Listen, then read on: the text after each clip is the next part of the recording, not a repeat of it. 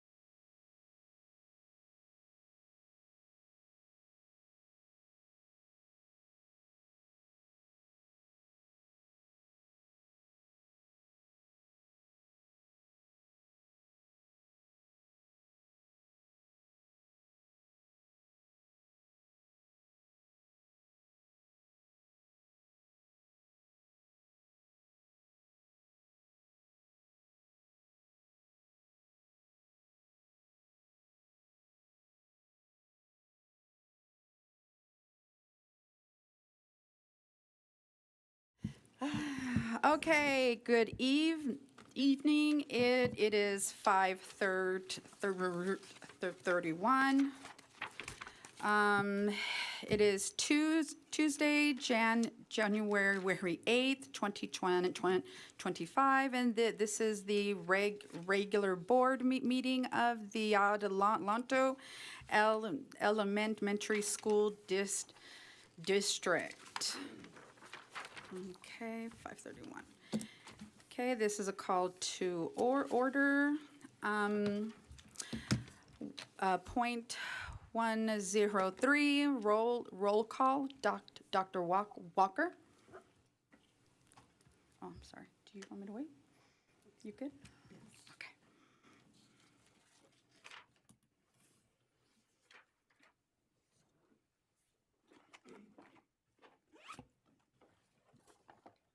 Trustee Soto, Soto present. Trustee Kraus, Kraus present. Trustee Webster, Webster present. Trustee LaFrench, French present. President Stewart. Present. Quorum is established. 1.04, Pledge of Allegiance. Please stand and put your right hand on your heart. Ready? Begin. I pledge allegiance to the flag of the United States of America and to the republic for which it stands, one nation, under God, indivisible, with liberty and justice for all.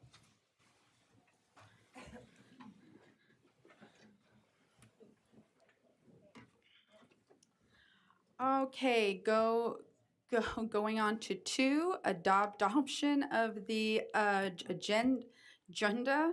2.01, proposed additions, deletions, and adjustments in the order of business. Do we know if we have any?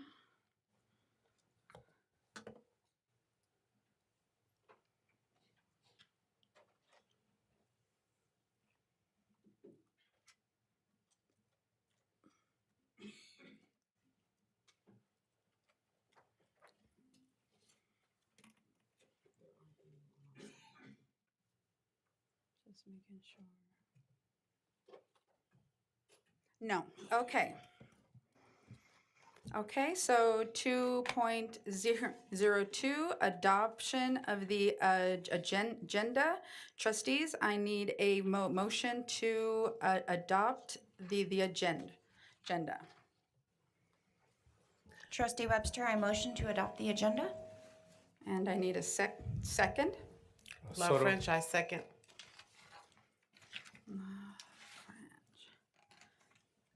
Okay, I'll call for the vote.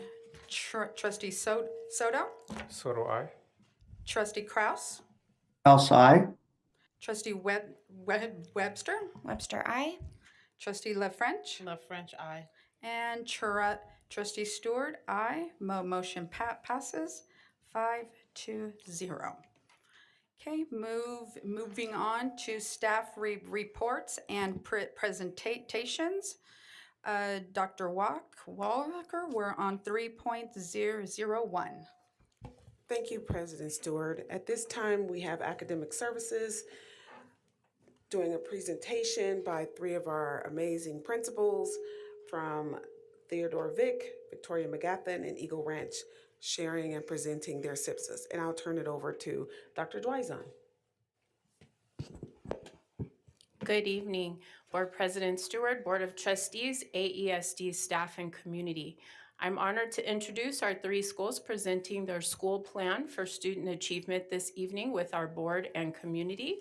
Tonight, we will begin with Dr. Jan Milana, Principal of Theodore Vick Elementary, Mr. Alex Verduzco, Principal of Victoria McGathan, and Mr. Jonathan Wilson, Principal of Eagle Ranch Elementary.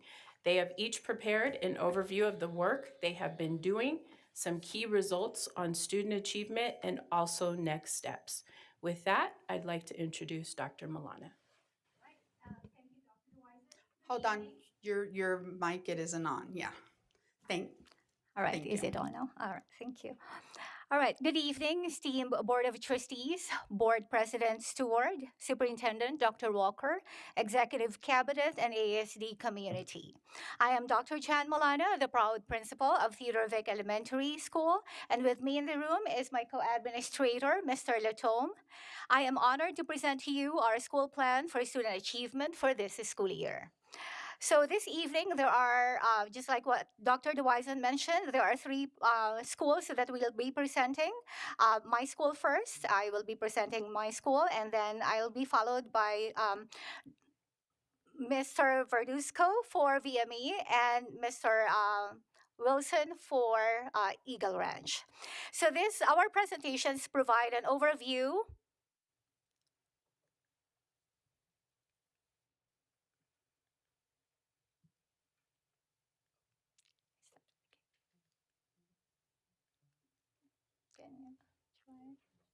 Oh, there we go. All right. So our presentations provide an overview of the school's student achievement plan, including historical and current data, a review of key performance trends over the last 3 years, primarily academic performance and state tests, and local assessments. Goal overview that highlights actions and strategies as well as metrics by which we gauge progress. And of course, we have the final, the closing and next steps.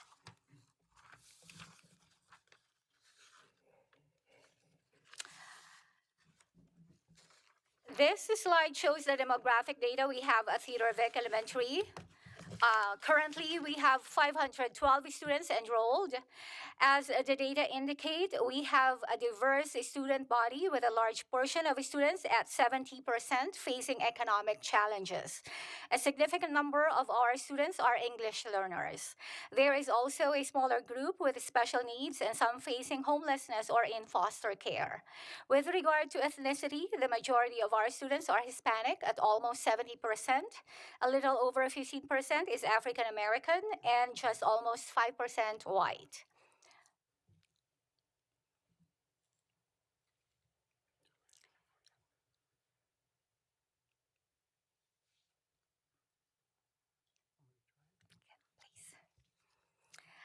All right. That's it. There you go. So that's the laser. Yeah, it's the top. So you want this one. There is always something with technology, huh? All right. So at Theodore Vic, we understand the quote by Edward Deming, without data, all we have is an opinion. We look at data, celebrate bright spots, and challenge ourselves to address opportunities for growth. This slide shows the results on the performance of students across grades 3, 4, and 5 in multiple subject areas, ELA, math, and science, on the California Assessment of Student Performance and Progress, or CASP, as we call it. These state test results present data for various student groups, comparing their performance across 3 different years.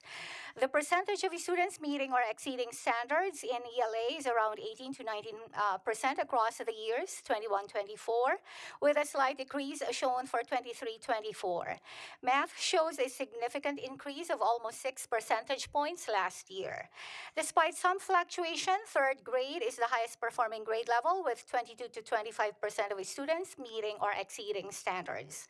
A drop is seen in fourth grades 22-23 and a decrease in 23-24, but in spite of those, they increased significantly in math last year. Fifth grade's results seem low, especially for 21-22, but there's a significant increase in 22-23 and only a small drop in 23-24. Both their science and math are quite impressive, with a steadily ascending trend. So despite some fluctuations, we are optimistic that our TEDVIC Mustangs will continue to grow significantly year by year. With regard to the performance of our student groups, here again you can see that despite some fluctuation in ELA performance, it is still the strongest among the areas tested overall, and math and science both showing steady upward trend. Although English learners showed a decline in ELA performance, their math scores came back up the past year. Hispanic fluctuated in ELA, but with steady upward movement in math showing 11.89% to 12.63 to 15.63, and even more impressive performance in science at 1.43 to 9.10, and to an amazing 6 plus percentage points increase to 16.67%. Another noteworthy student group is our African American that gained between 10 and over 14 percentage points this past year across all the tested subject areas. Foster youth increased in ELA and the other year, but did not have a significant number to be reported this past year. The next one is our iReady data, which we started last year, mid-year, and then up to the present or beginning of this year. You can see here the breakdown of the performance of students across different proficiency levels, showing how students are progressing in ELA and math over time. Although here we are essentially comparing apples to oranges, since we are looking at data of two different batches of students, mid-year to end of the year last year and beginning of this current year. Looking at the shades of green, which is the nicest of the colors, which signify early on grade to mid or above grade, last year's data improved significantly from mid-year to end of the year.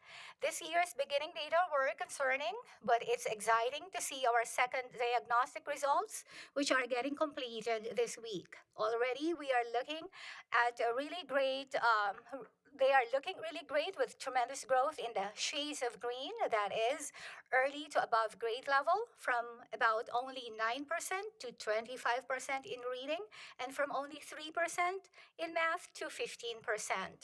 There's a gradual progress, especially in reducing the percentage of students performing 3 or more grade levels below in both subjects, though more work is needed to bring students closer to grade level proficiency. Our next slide shows data overall improvement in CASP scores over the past 3 years. These are our data conclusions.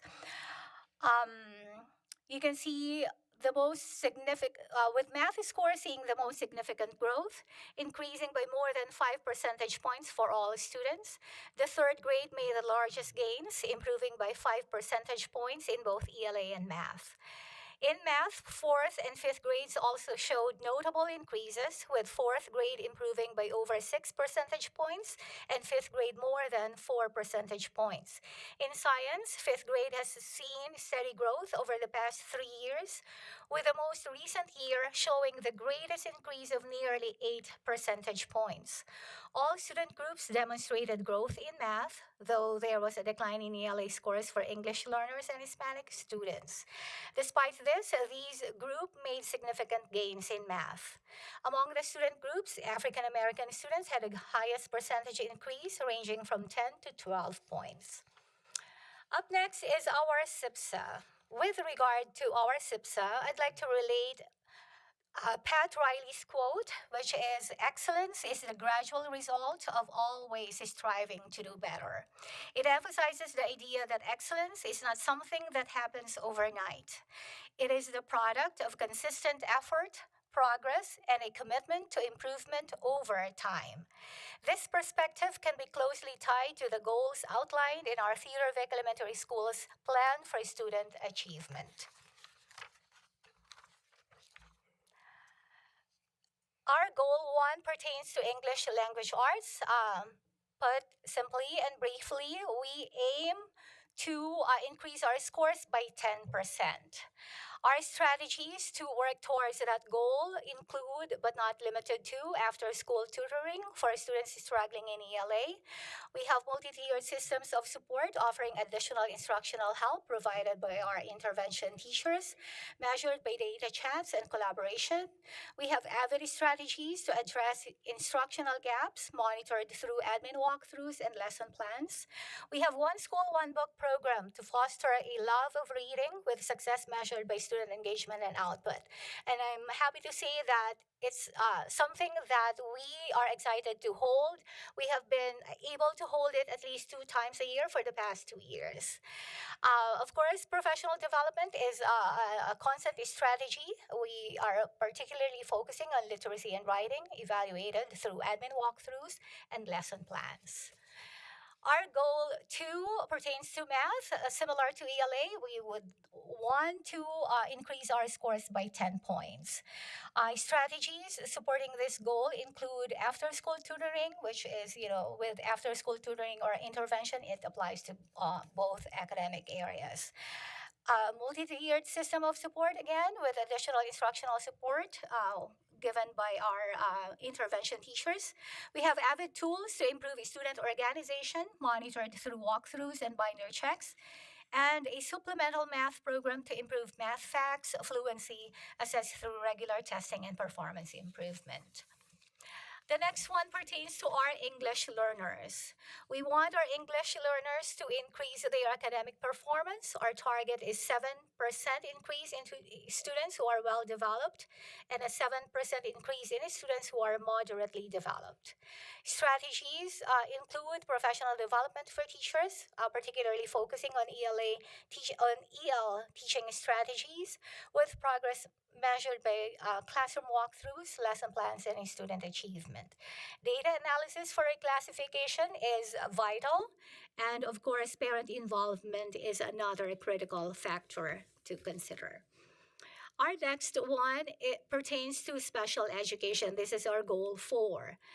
We want our special education population to close achievement gaps and increase proficiency in English language arts and math through personalized interventions and accelerated learning. Our strategies include professional development for teachers and paraeducators on effective teaching methods, particularly for foundational skills and addressing specific learning needs of our students with disabilities. Another is procurement of instructional materials, including social emotional learning, supplies to enhance both academic and social skills.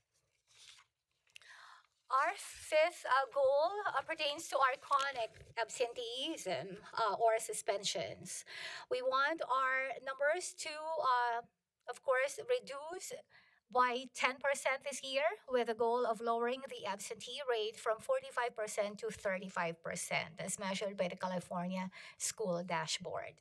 So you can see in this slide, it highlights specific strategies such as student assemblies to promote positive behavior, PBIS rewards program to encourage attendance and positive behavior, study trips to increase engagement, and interest-based clubs to foster student involvement and achievement. Progress will be made or measured through metrics like improved attendance and engagement. Our last goal for this year pertains to parent engagement. This slide outlines Theodore-Vick Elementary School's plan to increase parent engagement by 20% by the end of the school year. Our goal is to improve participation in school events and strengthen parent-school relationships. So we have strategies that include organizing various parent meetings like coffee with admin, PTA, hosting family events like literacy nights, holding academic student events. Additionally, the school plans to create a community engagement center with necessary equipment to better support parent involvement. The progress will be measured through sign-in records, monthly calendars, and feedback surveys. The efforts aim to foster a stronger connection between parents and the school, enhancing student success. At this point, I'd like to tell you that we are blessed, so blessed at Theodore-Vick Elementary to be having amazing parents, especially our PTA board members who are literally always there present, working hard to provide fun activities for our Mustangs. Our closing and next steps. Our plan for the future focuses on our stronger AVID implementation, increasing the use of WICOR strategies. WICOR stands for Writing, Inquiry, Collaboration, Organization, and Reading to enhance student learning and engagement. I'd like to quickly mention that we have been weekerizing even our staff meetings and our parent meetings. So it's really cool. More effective PBIS implementation. We'd like to improve our PBIS framework to better support student behavior and school culture. Ongoing professional learning and collaboration, of course, is constant, continuing to provide teachers and staff with opportunities for growth and teamwork to improve teaching practices. In the context of our school plan, the quote on excellence that I presented earlier underscores that there isn't a singular, immediate path to success, but rather a long term commitment to fostering a culture of growth and improvement. It's about creating an environment where everyone, from administrators to staff and to students, is constantly seeking ways to do better and refine their skills, and where small incremental improvements accumulate over time to lead to greater achievements. At this juncture, I'd like to express my heartfelt gratitude to not just my team at TEDVIC, but my family that I consider, my incredible co-administrator and assistant principal, Mr. Latone, our dedicated teachers and support staff for their hard work and collaborative spirit, parents and guardians for their cooperation and support, district personnel, and as well as board and cabinet for their, or I should say, your ongoing valuable support. I'd like to close my presentation with my favorite quotes that inspire my leadership approach. Excellence is the gradual result of always striving to do better. Unity is strength. When there is teamwork and collaboration, wonderful things can be achieved. Thank you so much. Have a wonderful evening. And I'd like to introduce my co-presenter, principal of VME, Mr. Verduzco. Thank you. Good evening. Good evening, Madam President, esteemed board, executive cabinet, and Superintendent Dr. Walker. I'm Alex Verduzco, principal of Victoria McGaffin Elementary School, and we are a proud dual immersion campus, and it is my pleasure to present you this evening an overview of the school plan for student achievement. I will share CASP and iReady data, and I'll review VME's 6 goals and the strategies we will use to increase student achievement in both English language arts and math, maintain a positive school culture, address the needs of our special education students, and our English language learners. The 2024 school demographics displayed on this slide show our current enrollment is at, it's actually 556 as of today. Our enrollment population, 76% are Hispanic, 13% are African American, 4% are white, 24% are English learners, 13% are in special education, and 2% are foster students. There are approximately 384 socially, economically disadvantaged students. Go ahead. One of the key components you'll notice throughout as the goals and strategies are presented is that our teachers use their collaborative time to look at data and specific groups of students. They set goals for their classes and individual students. This slide will show the school's data from over the last 3 years for grades 3 through 5. We need to keep in mind that as the CAF scores are lagging indicators that occur at the end of the school year and are in essence a snapshot of our school. Our overall ELA scores decreased slightly. However, we feel that there are positive indicators to build on as we move forward. Third and fourth grade ELA data dipped in the 3-year cycle, but the 4th and 5th grade cohort from 2022 to 2024 demonstrated a 15% increase. Our math scores have demonstrated a decline, but again, the 4th and 5th grade cohort from 22 to 24 demonstrated a 5% increase. Go ahead. Our next slide shows performance indicators for our student groups.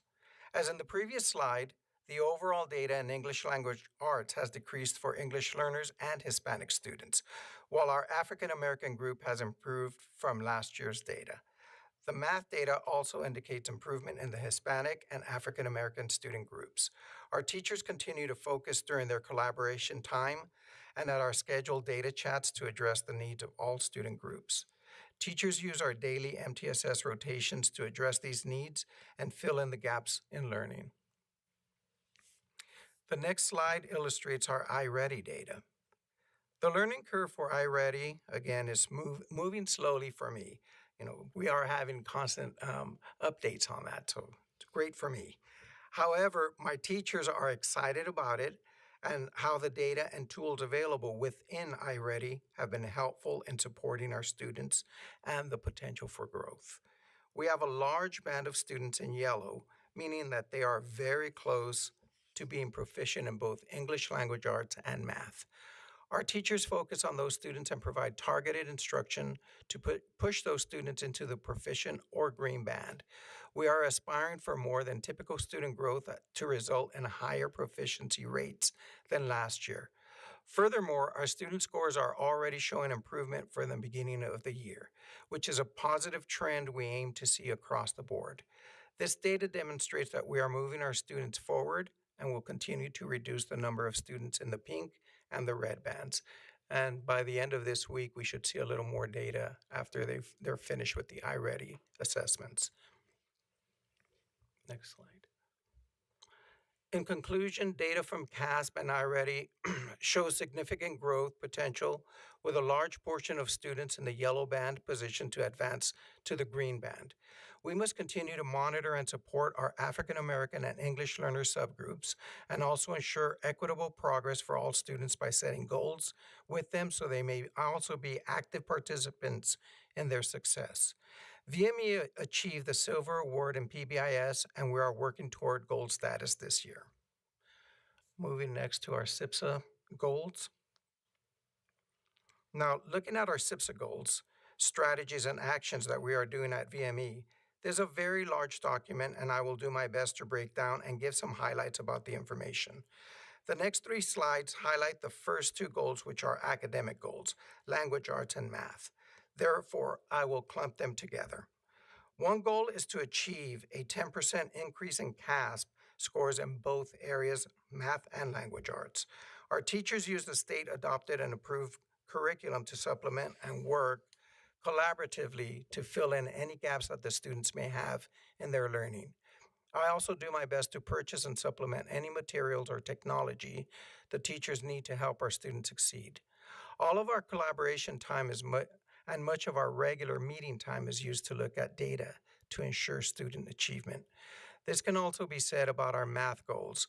Teachers use progress monitoring every 6 to 8 weeks to determine student growth or needs. And they also have after-school tutoring, which will begin this coming Wednesday.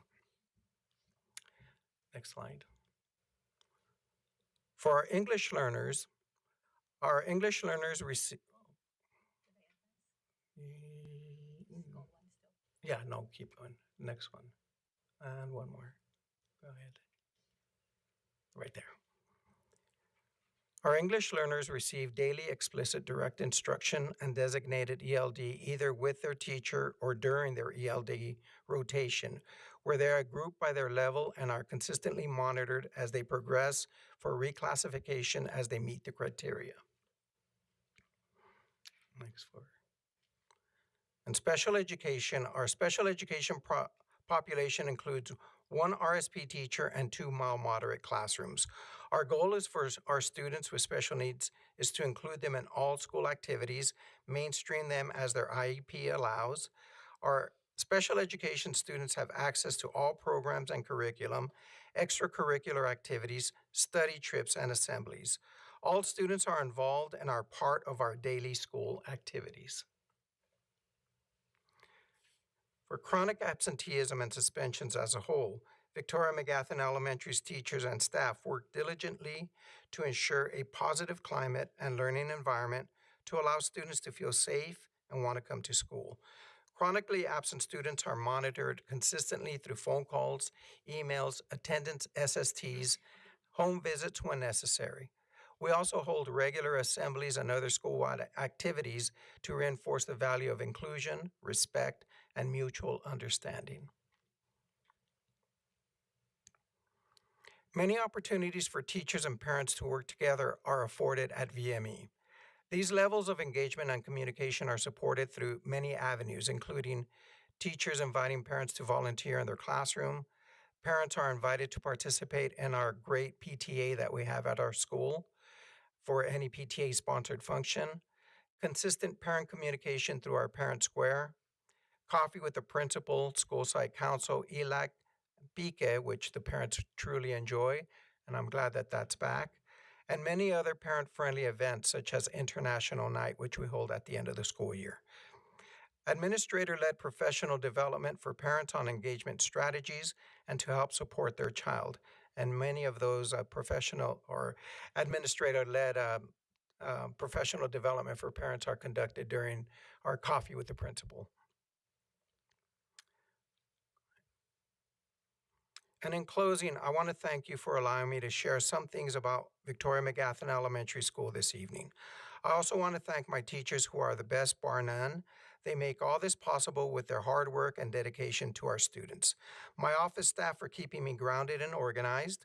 I would like to thank my assistant principal, Mrs. Griffith, who is an integral part of our school. And finally, I want to thank the board and cabinet for your support. We could not do this without you. And at this time, I would like to turn it over to Mr. Wilson and Eagle Ranch Elementary.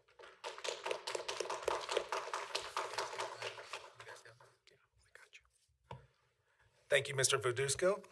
Good evening, Board President Stewart, trustees, Dr. Walker, and cabinet. My name is Jonathan Wilson, and I'm the proud principal of Eagle Ranch Elementary School. I am very pleased to present to you tonight. I want to mention that in attendance is my fantastic assistant principal, Mrs. Spivey, who is incredibly essential to the work being done at Eagle Ranch. As I move on to the overview of my presentation, the intent is to provide a look at our single plan for student achievement. Our first slide is the overview of our school demographics. We currently have approximately 535 students, 68.7% Hispanic, 14.9% African American, 7.8% white, 12.3% English learners, 15.1% special education students, and 4.3% foster students. This has been consistent with Eagle Ranch's enrollment throughout the years. What our staff is really focusing on this year is purposeful, direct instruction, while concentrating on small group instruction, having objectives written on the boards in student-friendly language, and with real-world application of the objective when appropriate, and doing goal setting with each student so that they can take ownership of their progress and learning. This next slide speaks to the CASP data from the past 3 years for English language arts and math for our 3rd through 5th grade students. As Mr. Verduzco said, we know our CASP scores are lagging key indicators that happen late in the school year, so this is essentially a snapshot in time. Overall, our ELA scores increased slightly, and there are positive indicators onto which to build our next steps. Our cohort of students in 4th grade for the 22-23 school year increased 7.19% percentage points in ELA from 23.81% to 31% of meeting or exceeding standards. Additionally, our 5th graders showed an increase from 20% in the 22-23 school year to 31% in the 23-24 school year for English language arts. Overall, our math scores slightly decreased, but there are some areas to celebrate and build for our next steps. Specifically, our cohort of 3rd grade students in 22-23 increased their scores from 11.76% to 13% meeting or exceeding standards. Also, our 4th grade cohort of students increased from 16.67% in 22-23 to 20% in 23-24. In science, our 5th grade scores remain very similar, with 20% scoring met or exceeded. This slide represents our school data for our individual school groups. Our English language learners are improving and showing growth in all areas. Our student groups all showed increases in math for the 23-24 school year. This data does show a need for support for our African American students in English language arts and math. In our upcoming data chats, our grade level teams will collaborate to look at the achievement of their individual student groups and address the discrepancies in data within our student groups and collaborate to develop a plan to meet the needs of our student groups. We have been working hard to develop authentic relationships with our students to set the foundation for the success of our student groups. We are still learning about all the features of iReady, but our teachers are very excited about it and all the positive elements it adds to our student learning and achievement, as well as the many tools it provides for our teachers. The potential for growth that is shown on this slide is very encouraging and exciting. We are focusing on the yellow band for that potential growth, as that is an area that represents a low-hanging fruit to bump up student achievement, as they are very close to being proficient. Students are tracking their own growth and developing buy-in for their learning. Our projection for student proficiency through iReady is looking very promising, including promising data for our African American students. Our staff is extremely excited with iReady. In conclusion, our CASP and iReady data is showing a large amount of growth potential for our students. Our data is showing a continued need for our English learners and African American students. However, those projected proficiency numbers that I mentioned from iReady show an exciting upward trend. Our fifth graders are making consistent growth in all subject areas, which is exciting that they can take that growth and confidence with them as they enter middle school. I am also proud to say that Eagle Ranch received platinum recognition in PBIS for the 23-24 school year.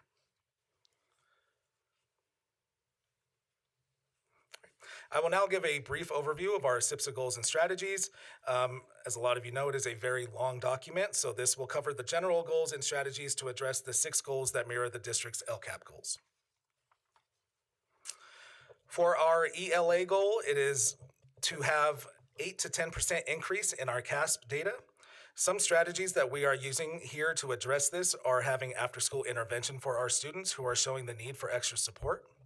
Baseline data is gathered and then shared after a 4 to 6 week intervention period to measure effectiveness of the intervention. We are having data chats amongst our teachers. Our first round of data chats were done individually with the teachers, and this was to alleviate the anxiety of a group setting discussion around results. The data chats are meant to be supportive, not as a gotcha situation for our staff. Our next round will be as a whole grade level, or as whole grade levels, with time built in for the teachers to collaborate with each other to develop a plan afterwards.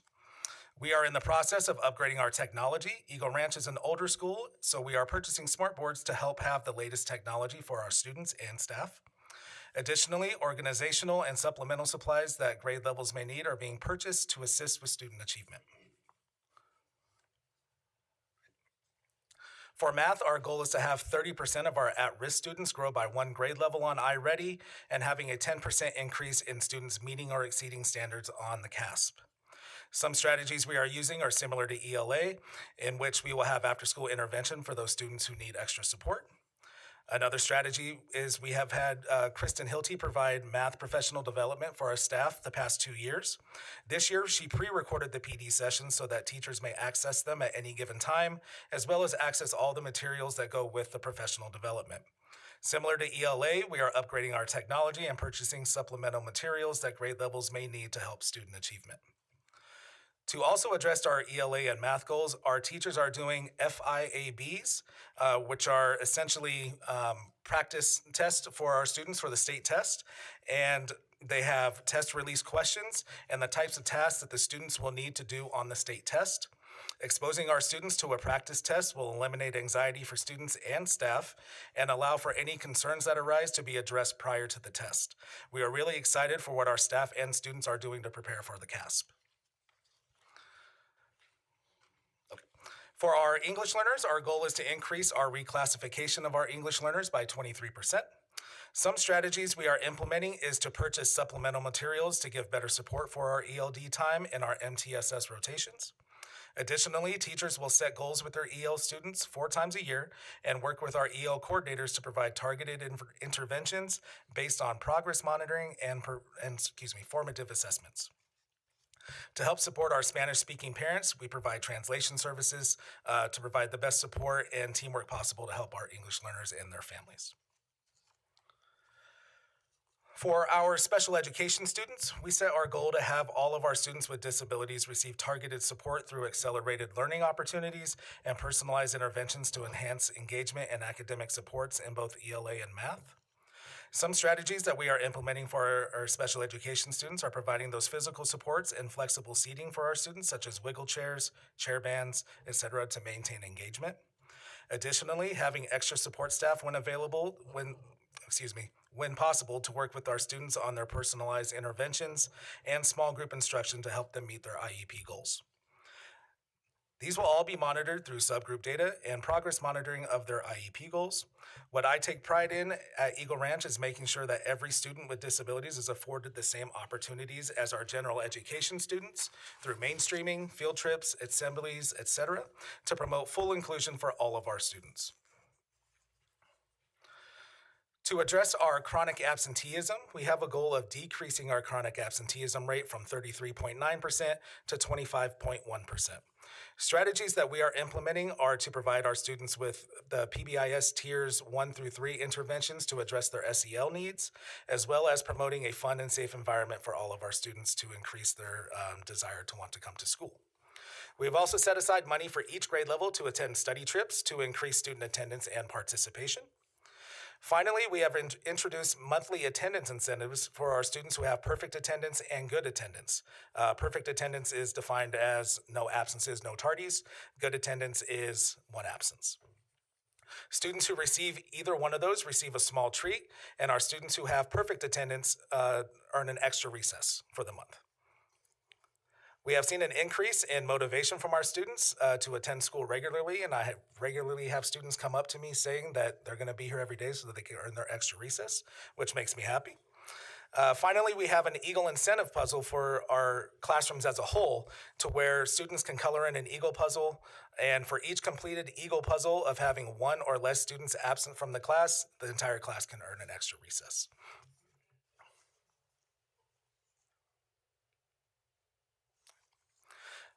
Finally, for our parent engagement goal, we want to see communication increase by 15 to 20% as measured by messages viewed on Parent Square. To increase parent engagement, Eagle Ranch has many family events. I do have to say that our PTA is the best PTA in the district, and they offer so many opportunities for our families to come out. These events range from fall festival, science nights, father-daughter dances, mother-son dances. We also have opportunities for our One School, One Book program, in which all students receive a book and they are encouraged to read it with their family.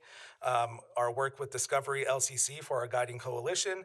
And recently we just started PK at Eagle Ranch, and the response from parents has been very promising, and they're very excited for that. Our families and community really are amazing at Eagle Ranch, and we have many opportunities for parents to come volunteer in their child's classroom, at community events, and on study trips. A huge shout out to our PTA and our parents for all they do for Eagle Ranch. In closing, I really want to thank our amazing teachers, our amazing classified staff, my awesome assistant principal, Mrs. Spivey, our PTA, parents, and students for the exciting things happening at Eagle Ranch. A final thank you to the board and cabinet for allowing me to share our plan. Thank you. Thank you. Okay, now we'll, if the board has questions or comments, Trustee Soto? Thank you, Madam President. I don't have any questions, just thank you for being here and thank you for the presentation, and looking forward to seeing those numbers improve. Okay, Trustee Kraus?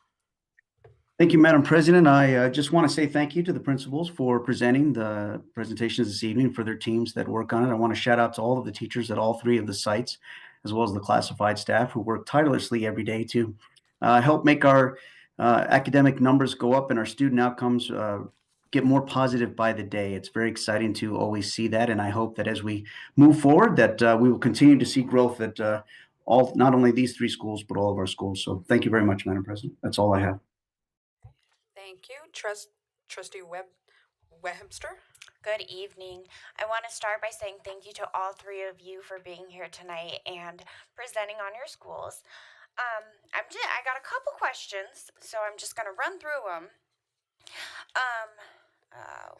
Miss Milana, when you spoke about supplemental math programs in your classrooms, I was just kind of curious, what does that look like?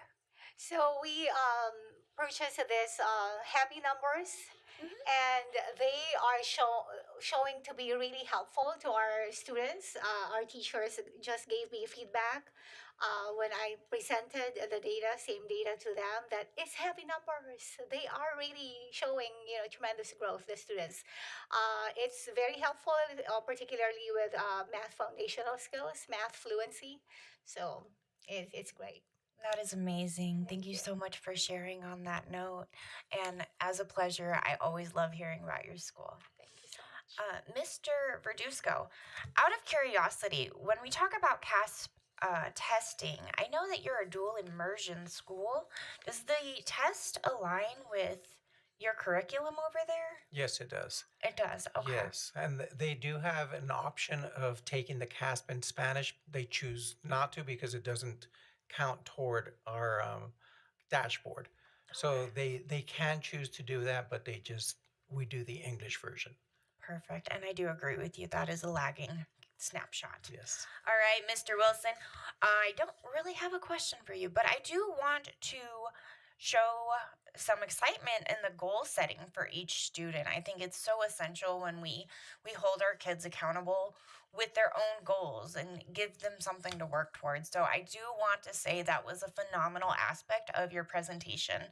And I will close my remarks again by thanking you and your staff and your teachers for the hard work that you do every day. Thank you. Okay, thank you. Trustee La French. Glasses on, sorry. I can see your faces. I want to say thank you for your presentation. I know that it's not easy to get up here and to show by being transparent and being transparent, because we know that the scores will fluctuate, and we all know that the testing scores is not the bigger picture of your children and where your children are at your schools. I do want to say thank you for what you do on a daily basis, because to come back here every single school year and put in the time and the effort that you put in with your schools and your teachers and the children and the parents and your family engagements programs that you have. I have to get some time in the evening to be able to come out and to come to some of those programs, because I have not. But that is my goal, to be able to use some of my vacation time and to come out. But every time that I see you guys, it's like you talk about your schools, your dual immersion program over there has always been one of my passions that I wish that, my kids could have gotten into. But I didn't have transportation to be able to get them there and go to work. But I always hear such wonderful things. And I know, being such a you're no longer a new principal, but the stuff that you've done over there, at Eagle Ranch, and of course, the feelings that I have for you. I want to thank you for what you do on a daily basis, though. It does not go unnoticed. Thank you. All right, thank you. So, just a couple of quick questions and comments. So now that you've seen the data, you've gone through it with the CASP and the I ready, Mrs. Lana, have you changed the way you're approaching the ELA or the math? What pivots? I like my friend would always say, we're gonna pivot. So have you, now that you've looked at the data, have you and your school pivoted now that you've seen the data in front of you? Yes, definitely, Board President. One of the things which I actually missed to mention, and I realized I did not mention when I heard from my fellow principals about data chats. So we have conducted regular data chats at Theodore Vic Elementary between teachers and admin, and we go through this process of PDSA, Plan, Do, Study, Act, because we believe it is not enough that we look at data or we analyze data. We need to look at, okay, what's next? because that is a crucial question to be answered after looking at the data, because it's almost futile to just look at data. It's like, so what now? So that what now is crucial to be answered. And so we have these cycles of PDSA, and our next cycle is actually this February, and we are excited because we have iReady data to look at and see the improvement that our students have made. And not only that we have data chats between teachers and admin, but we also have data chats between teachers and students. And so when the earlier, results of iReady became available, we looked at the initial data, and then I sent them initial resources that can be had for their data chats with the students. So they are excited also to conduct individual data chats and goal setting, because that goal setting must also be tied to data chats. So that's part of the PDSA cycle. So we are responding to the data. So we That's are good. excited. And I was excited on your slide with the pictures and the growth report. And I love to share that with my own students, because we also use the Ready, and I love to show their growth, and I just, they love it. They love that. So then it's like, okay, now the next step is you got to go higher. Yes. But it makes it real for them, and it's not just a score. And the student in the picture is just one of the many students who have made tremendous growth. And Yes. the teacher, Ms. Molaski in particular, was very excited and proud of the growth that student has made. Yes, thank you, You're welcome. Mr. Verduzco. So first thing I want to thank you and Mrs. Griffith for being here. And I forgot to mention Mr. Latome. Hi, Mr. Latome.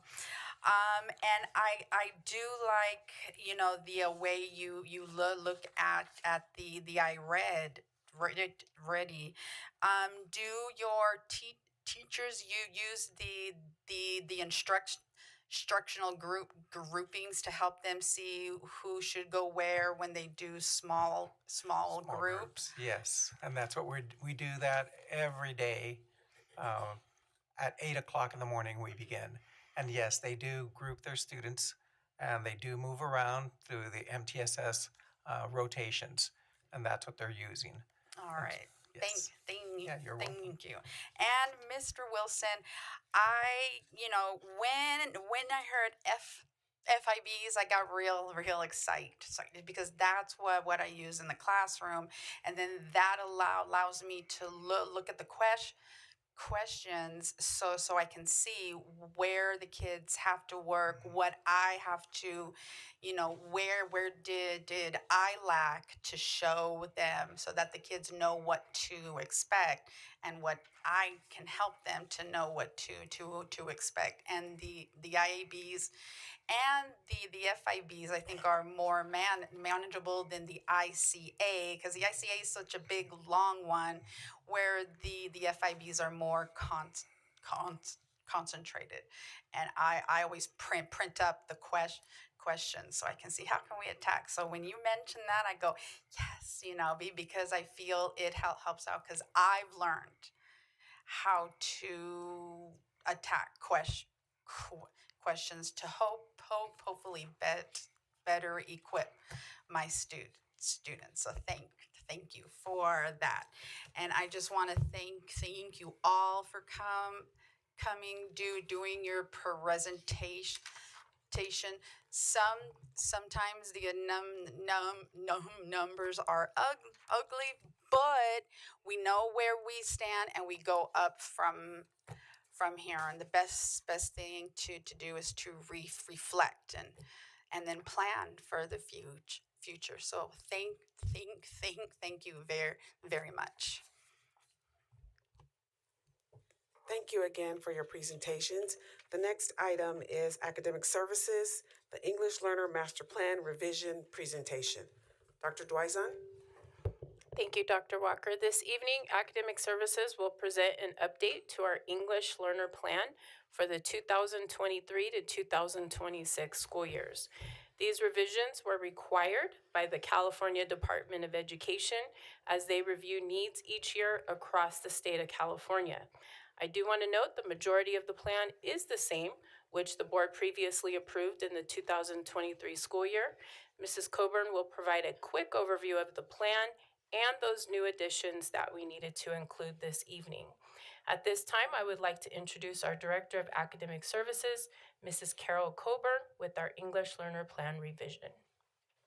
Good evening, Board President Stewart, Board of Trustees, Dr. Walker, Cabinet, and AESD community. Tonight, I would like to take a few minutes to update you about some revisions to the English Learner Master Plan. In November of 2023, the Board of Trustees approved our 3-year plan for students who are designated as English learners. This plan follows the California Department of Education English Learner Roadmap.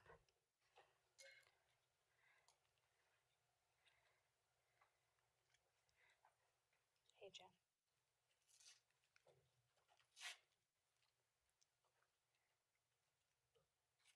Which one do you push? This one. Okay. All right. New technology. Got to learn how everything works different. Sure. Thank you. The plan outlines the updated policy, procedures, and processes for educating students who are designated as English learners. Our goal is to provide a high-quality education for all of our English learners and to ensure that they progress in English fluency as effectively and efficiently as possible. We also want to provide an equal opportunity for academic achievement and develop a cross-cultural understanding and positive self-concept. Next slide. Next slide. The California EL Roadmap aligns with the Local Control Accountability Plan, or LCAP. Specifically, the roadmap's principles align with the LCAP priorities. Principle 1 is assets-oriented, which aligns with the LCAP priority related to conditions of learning and pupil engagement. Principle 2, intellectual quality, aligns with the LCAP priority related to state standards and pupil achievement. Principle 3, system conditions, aligns with the priorities related to parent involvement, pupil engagement, and school climate. And Principle 4, alignment and articulation, aligns with the LCAP priority related to course access and ensuring that all students have access to high-quality education. By aligning the LCAP with the California EL Roadmap, schools and districts can ensure that the efforts to support ELs are comprehensive, research-based, and aligned with the state priorities. Next slide. The English Learner Master Plan is arranged in chapters. It starts with an introduction and then goes to Chapter 1 and discusses policies and procedures. Chapter 2, Understanding Instructional Programs. Chapter 3, Effective Instruction and Assessment. Chapter 4, Family and Community Partnerships. And Chapter 5, English Learner Program and Program Evaluation. Next slide. Here are the updates. Chapter 1 incorporates updated reclassification criteria to align with current assessments and scale score standards. Additionally, the chapter includes a revised procedure for reclassifying English learners who receive special education services. Chapter 2 introduces a new section titled Long-Term English Learner, which provides a definition and outlines the process for monitoring progress. The California dashboard now includes a specific measure to track the progress and outcomes of long-term English learners, or LTELs. The measure specifically looks at students who have been in U.S. school system for 6 or more years and are not making sufficient progress in learning English. By tracking the progress of LTELs, we aim to ensure that these students receive that targeted support and interventions that they need to achieve academic success. Chapter 2 further introduces 2 new sections dedicated to outlining the essential components of effective and appropriate integrated English language development and designated English language development. Integrated English language development blends language instruction with academic content, such as learning about the water cycle while practicing science vocabulary. Designated English language development provides a separate time for focused language development, such as grammar and pronunciation. This chapter update is for our teachers to just clarify the language and give them more ideas of what to do during integrated and designated ELD time. Next slide. Chapter 3 provides clarification on structured English immersion SEI option. It emphasizes the importance of implementing both integrated and designated English language development best practices. So we have, again, added some features for our teachers to just clarify it and give them a broader range of ideas on best practices in those two areas. Chapters 4 and 5 remain unchanged. These are all the proposed revisions to the English Learner Master Plan for your consideration and approval later tonight. Thank you. At this time, we'll take any questions that you may have. Okay. Trustee Soto, do you have questions? Thank you for the presentation. Thank you, Madam President. I just had a quick question regarding the last part with no changes. Were there no changes because they were working effectively, or why were there no changes? So the state of California didn't add any new additional information that we needed to put in the plan. And those two areas are things that we do already have in place in our district, and they are working well right now. Thank you. Okay. Trustee Kraus? Thank you, Madam President, and good evening, Ms. Coburn. Always nice to see your presentations. Thank you for the information presented tonight. One of the things that I'm always excited to see is when we bring students in and test them with the LPAC to see where they need to go as they join our district. And then at the end of the year, how many reclasses that our staff are able to celebrate at the end of each year. And I know with the changes that you and your team are constantly on this, to ensure that our students whose English is a second language are getting all the support they need, and it's a valuable asset to them and their families. I have prided myself on learning Spanish over the years of my career so that I can actually work with parents and students that English is a second language, and I'm not proficient yet. So hopefully one day I'll be a little more proficient. But again, thank you for all the hard work you and your team do to support our parents and families whose language is not English as their first language. So thank you very much. Thank you. Trustee Webster? I will keep my comments short. I do want to thank you for giving a presentation tonight. Excuse me. And showing us how we are aligning to the regulations and requirements. I do want to thank all of academic services, as I know you all have a lot on your plate, but this looks phenomenal. So thank you so much. Thank you. Okay, thank you. Trustee La French? No, thank you, Ms. Carroll.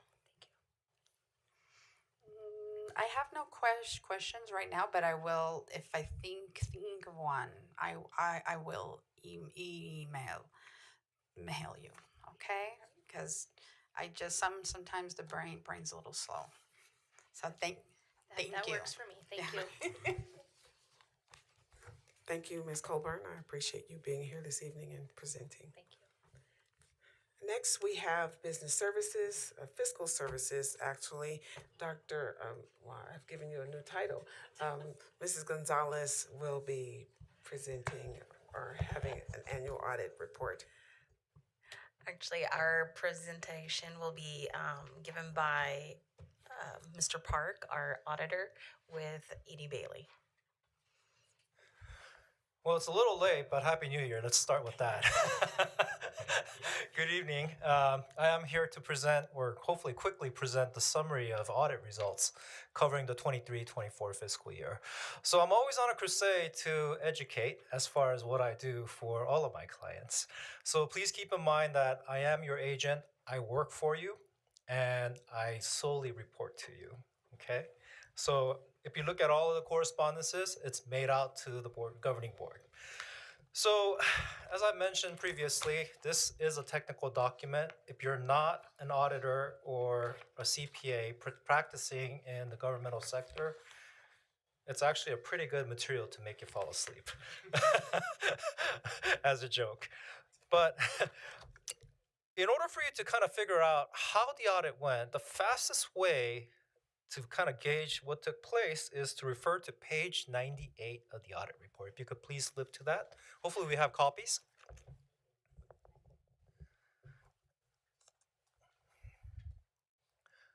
Okay, I'm gonna wait until everybody looks up. Okay, there we go. So on this page, it's actually, this page is called the Summary of Auditor's Results. Like I said, this is the fastest way to kind of gauge how the audit went. So on this page, you'll see three very specific sections. First is the financial statements. Second is federal awards. And lastly, state compliance. So I'll go through each of the sections. Now, before I do that, again, as a reminder, I'm going to go through some of the technical terms that I have to use. I can't bypass this, unfortunately. So just like your attorneys, we render an opinion when it comes to an audit. Okay, and we do this by varying degrees, and hopefully you'll kind of remember all of this as part of the training that I provided to the board previously. The highest level of assurance is an unmodified opinion. Okay, this is basically synonymous with a clean opinion, followed by a qualified opinion, and lastly, disclaimer or an adverse opinion. This is the last thing you want to see on an audit report. This is very bad. But again, please keep in mind that unmodified is synonymous with clean opinion. Okay, so I'm just going to go down each of the sections and just kind of summarize the results. As it relates to the financial statements, and when I say the financial statements, if you recall, back in September of 2024, you were presented with a document called Unaudited Actuals. That is what I'm auditing and reporting back to you as it relates to the financial statements. As it relates to the financial statements covering the 23-24 fiscal year, which is July 1st, 23 through June 30, 24, our opinion was unmodified, clean opinion, okay? Through the course of our evaluation of the checks and balances that are in place, in other words, this is what we would call internal controls. So, or to overly simplify, it's the process of putting or processing a dollar within a system of financial transactions and answering the question of, does that dollar get reported as a dollar on the financial statement? It's the flow of information. We call this internal controls.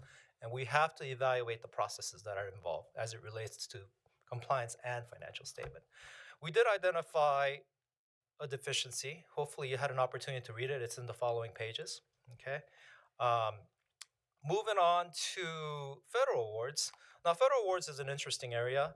When a non-federal entity receives federal subsidy and spends in excess of $750,000 in a given fiscal year, you are required to go through what's called a single audit requirement. It's basically a federal compliance audit.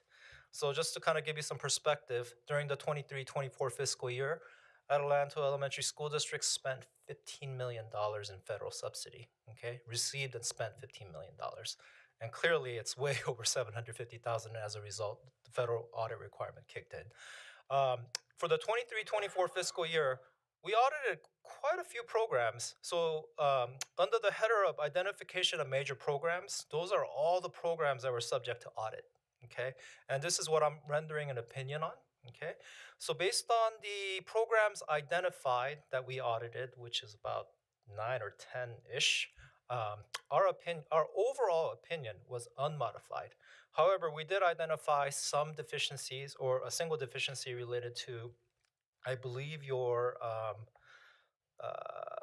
child and adult care feeding program that we had to report. Hopefully you had an opportunity to read the contents of the finding. They're in the following pages. Moving on to state compliance. Now, state compliance is rather a unique area. If you could please flip to page 95 and 96 really quickly.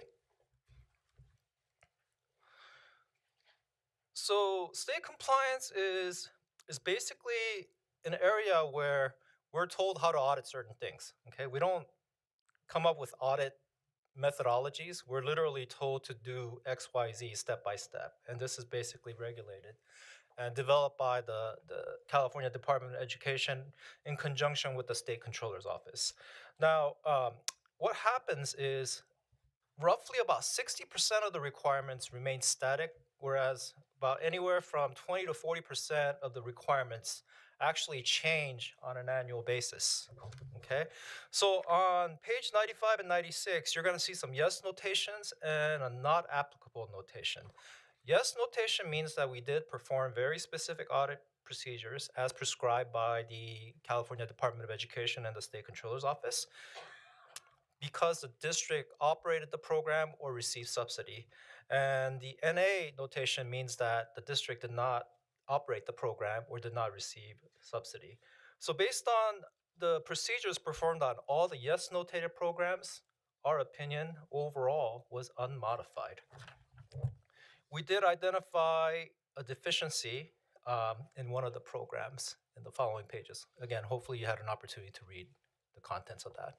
Okay, so overall, each of the three areas, we did issue clean opinions with some exceptions kind of thrown into the mix. Okay, any questions that I may try to answer? I don't have any yet. Does the board have any yet so far? No. Do you have a question?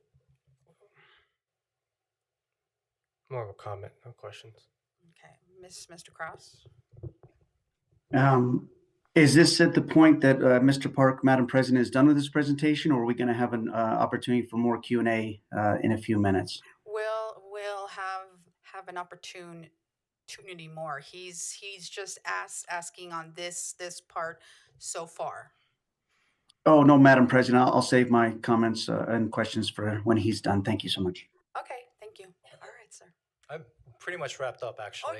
You are that done. pretty much summarizes the results.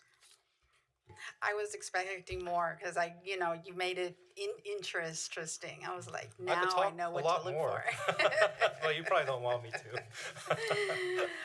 Okay, so he's at the end. So Trustee Soto. Thank you, Madam President. Just to get a clarity, it sounds overall that we are overall in compliance when it comes to our audit. There are some things that we need to work on, but for the most part, there are not major concerns or I guess major deficiencies in this matter. So that's kind of what I'm hearing. There are concerns. Okay, I'm not gonna tread lightly on this. There are areas that the district needs to work on, and I've highlighted this, right? So in order for me to, now talking about the financial statements very specifically, in order for me to come to a conclusion that the financial statements are what it needs to be, I had to post adjustments. And the finding pertaining to the financial statements are very specifically that. And again, if you look on page 99 very specifically, okay, under the condition header, those are all the transactions that I've had to adjust. And again, district is working on it. You know, your CBO is working on this. It's not a process that you fix. As you recall, we had some issues last year. It's not a process that you fix overnight. It's a gradual process, right? So I mean, that's what I'm seeing. Awesome. And when you say that you had to modify the ones from the conditions on page 99, does that mean that you had to modify them so that we are in compliance? I had to adjust. Or adjust them? Yes. I apologize. Adjust them so that we are in compliance? Yes. Okay. That's all I have. Thank you for being here and for your time. No problem. Trustee Cross. Yes, thank you, Madam President. Good evening, Mr. Park. Appreciate your presentation on the audit this evening. I did just have a few questions, and you had already mentioned the fact that this report, the auditing, was of the unaudited actuals, which were done last September 2024. I had already left the district way before the unaudited actuals were presented to the board, and ultimately the chief business officer is responsible for the accuracy of the unaudited actuals. So on page 99, I had a first question about the general fund accounts payable being understated by 10 million. Is that because we had 10 million in obligations that just were not identified or were not on the books? Or, I don't know if you can speak to that 10 million understatement on page 99, item 3. So that's a very good question. If you recall last year, I reported an unduplicated issue. And Yes. the issue basically started with the district going on community eligibility-based program, which is really just a methodology to cut administrative time when it comes to your free and reduced meal reporting for the students, right? So it began in 22-23. Due to the timing of when we performed the audit, it sort of rolled into 23-24, and unfortunately the district was unable to mitigate the issue that took place in 22-23. I'm sorry, 22-23, and it rolled into 23-24. It's rather unfortunate, but it was a little bit too late for the district to address it. So it's kind of a continuation of 22-23's event. Got it. And again, I'd like to emphasize that the district had no control as far as addressing it at the time.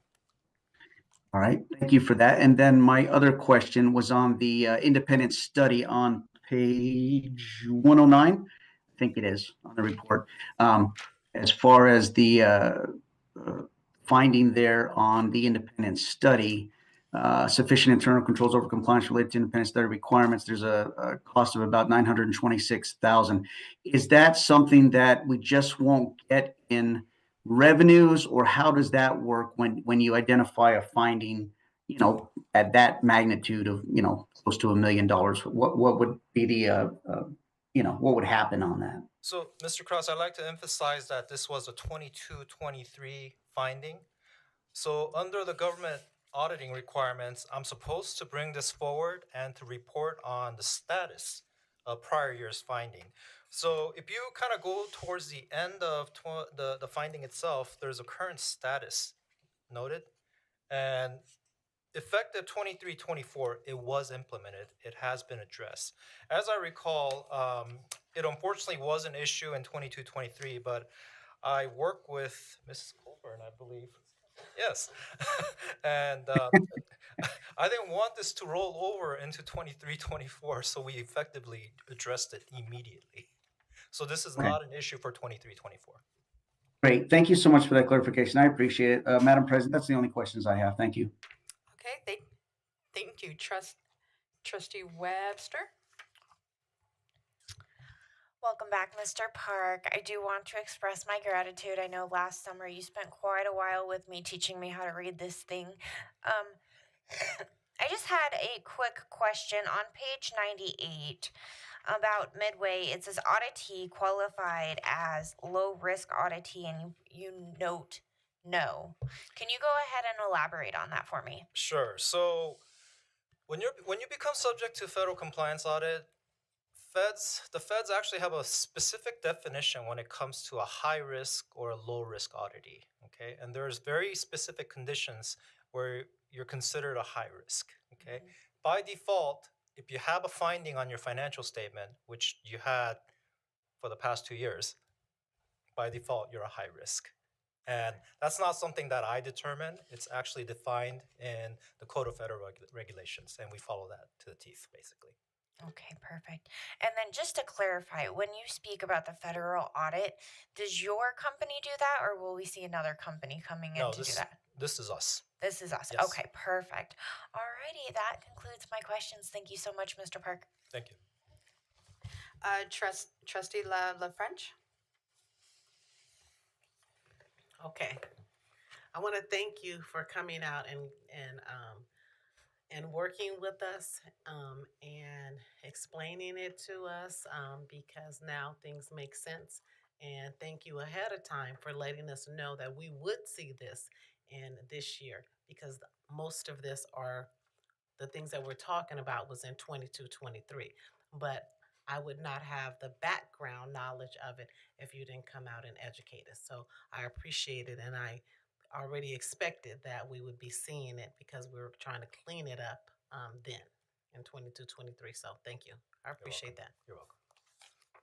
All right. First thing, I'm still waiting for my cheat sheet.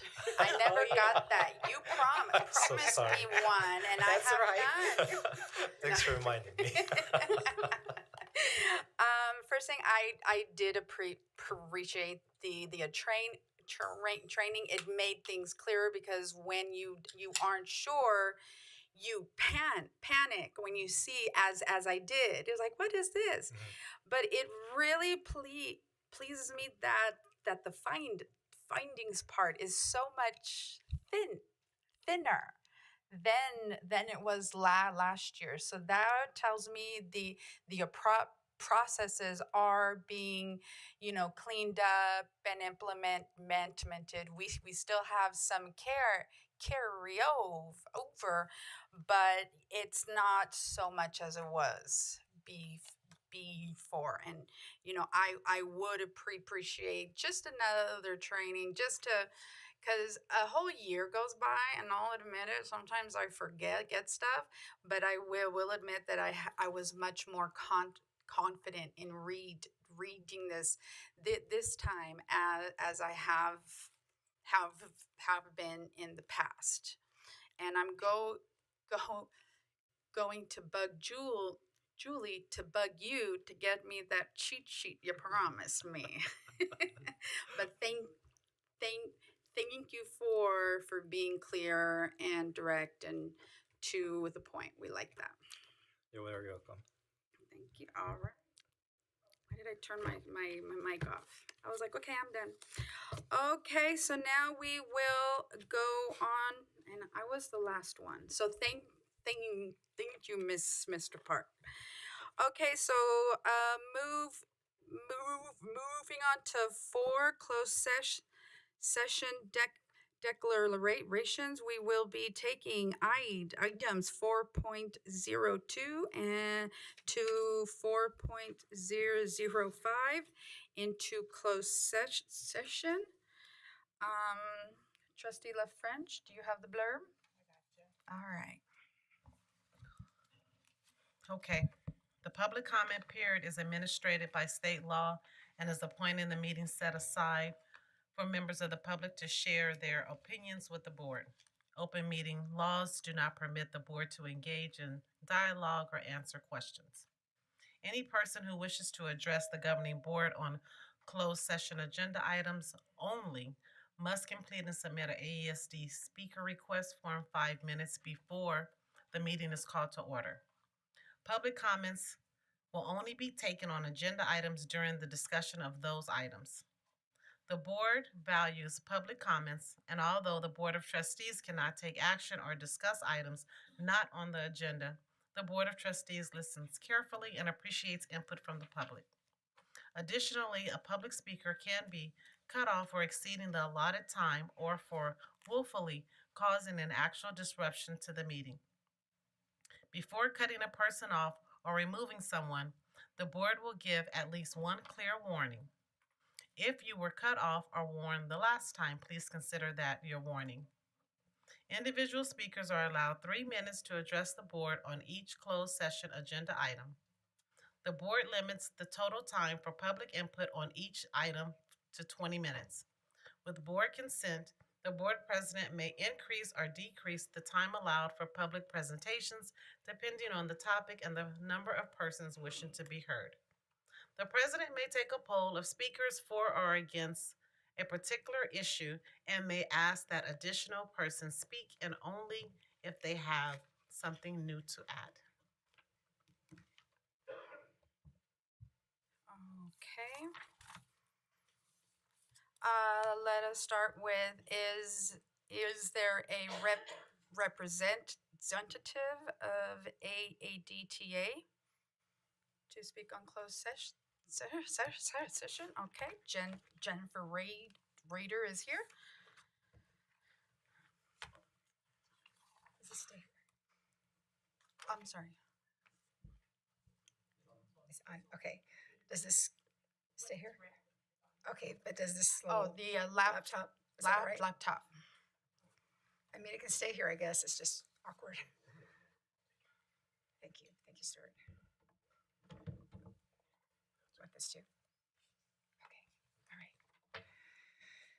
Good evening, Dr. Walker, Cabinet, members of the school board, esteemed educators, parents, and community members. Thank you for the opportunity to speak with you tonight. I stand here filled with gratitude for the dedication of each of you, and each of you brings to this district and the future of our students.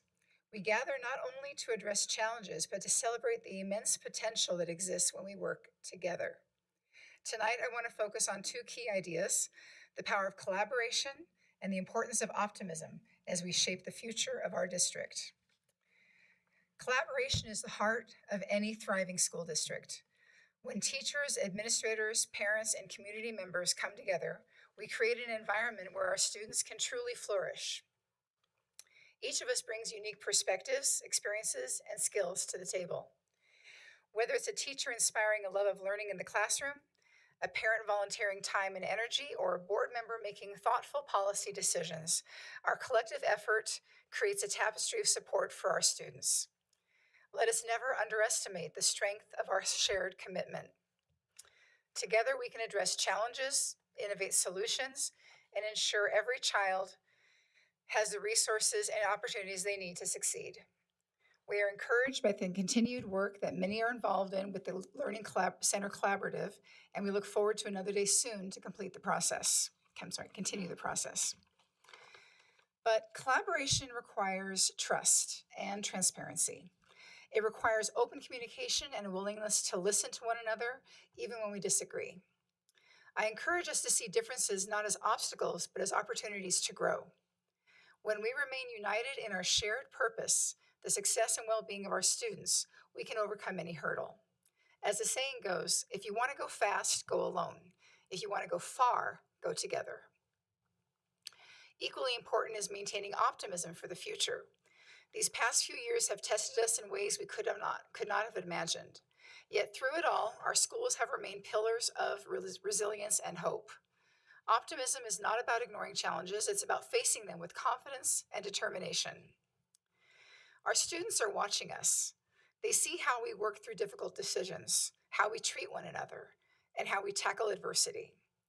By modeling hope and perseverance, we teach them to approach their own futures with courage and curiosity. As we move forward, let us remember the incredible power of education to transform lives and communities. Each classroom holds the seeds of innovation, leadership, and compassion. We need to model kindness, compassion, and humility. In closing, I ask that each of you continue embracing collaboration and optimism as we navigate the path ahead. Let us celebrate the progress we've made and remain steadfast in our commitment to creating an environment where every student can thrive. Together, we have the power to build a future that is not only brighter, but inclusive, equitable, and full of possibility. Thank you for your time, your dedication, and your belief in the transformative power of education. Thank you. Okay, and a representative from CSEA, Diane Lynn.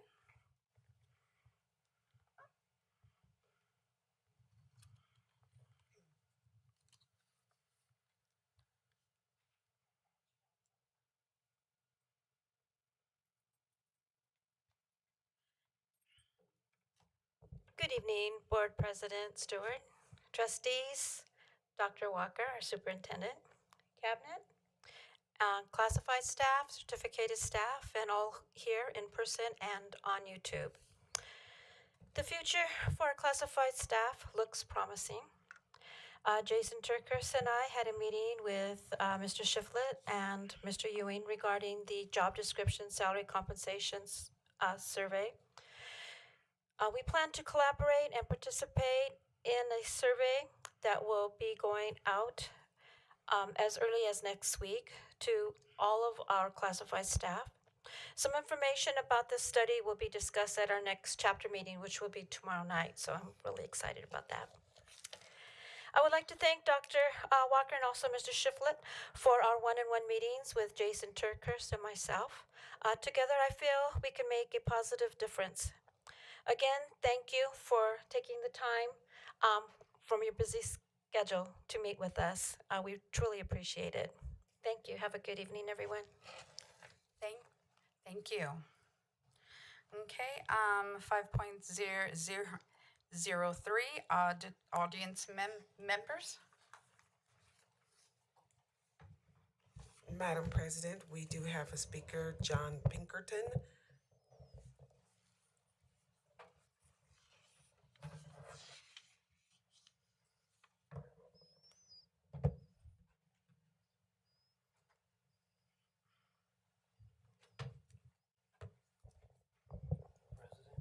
Thank you. Superintendent, Ms. Love, right? Hello. Hello. See you at those, all those meetings. Didn't you call me? I'm just missing. Oh, my bad. I thought you was gonna speak. Oh. Thank you very much. Folks, you know, we use in education and in politics, they've got all these abbreviations for everything. And I heard an interesting one from our new president, FAFO, and I didn't know what that was, and I had to Google it. And some of you might want to look it up, others you might already know. But another one I had to look up lately here was TRO. I didn't know what that meant. So, you know, I following the Adelanto Elementary School District, now I know what that is now. So I've been attending those courtroom meetings. I'll see you there, and see some of other familiar faces. And folks, this is getting a little attention. Now, I'm not an expert at budgets, but I was 8 years at the community college in our area. And so I got a little familiar with budgets. And I know you got to rely on those folks that give you some counsel. And we can do some improving right here, it sounds like to me. There's two letters I want to throw at you tonight. T and A. Now, T and A has, if you Google that, you'll find a whole bunch of different meanings for that too, some not so great. But one is transparency and accountability. Now, that's important. When you're dealing with students, and I Googled how many kids you got here, and it looks like your enrollment might be declining. There's about 9,000 and some.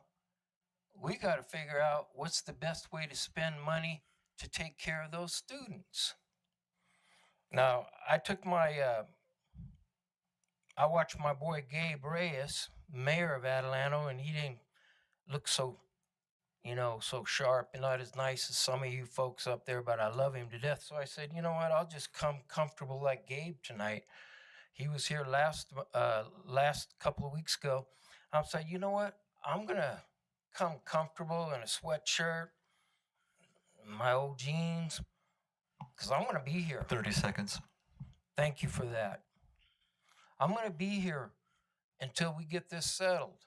Now, you're about to go off into a private meeting where you're going to discuss, do we want to keep on spending money on lawyers to get rid of a duly elected official? Or do you want to move on and take care of business? Michael Kraus is going to help take care of business at this district. Time is up. Thanks for having me out. Thank you. You can do better than that. Michael wants to hear it. Okay, let's go on to the next one. At this time, we have Taylor Titus.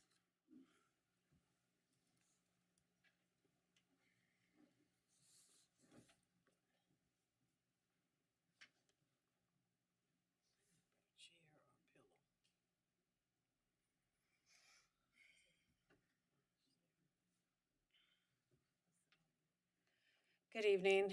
My name is Taylor Titus, and thank you for allowing me to speak. I wanted to read a short excerpt and then continue to give my statement.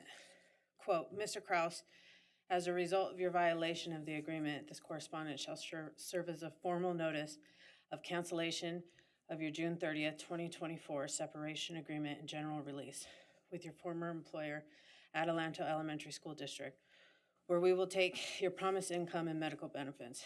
We demand that you withdraw from the race for a district board seat. Failure to cooperate will result in immediate litigation, end quote.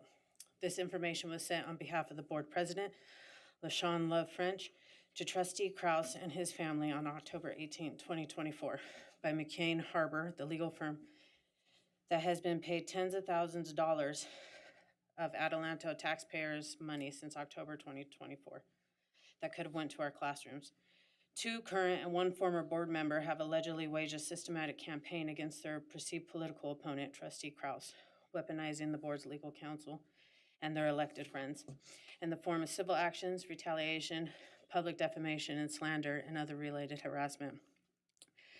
The public cannot trust board members who are not only in this for their own personal financial gain or to cover up any alleged wrongdoing. At what point does the board president acknowledge that she may be biased towards Trustee Krause and recuse herself from any votes related to him?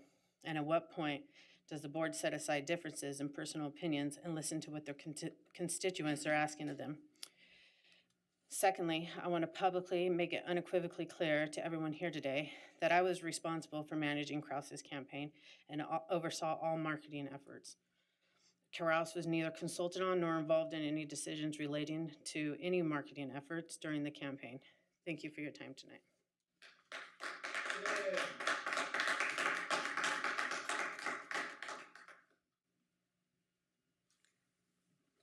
Thank you. Next, we have Deborah Phillips.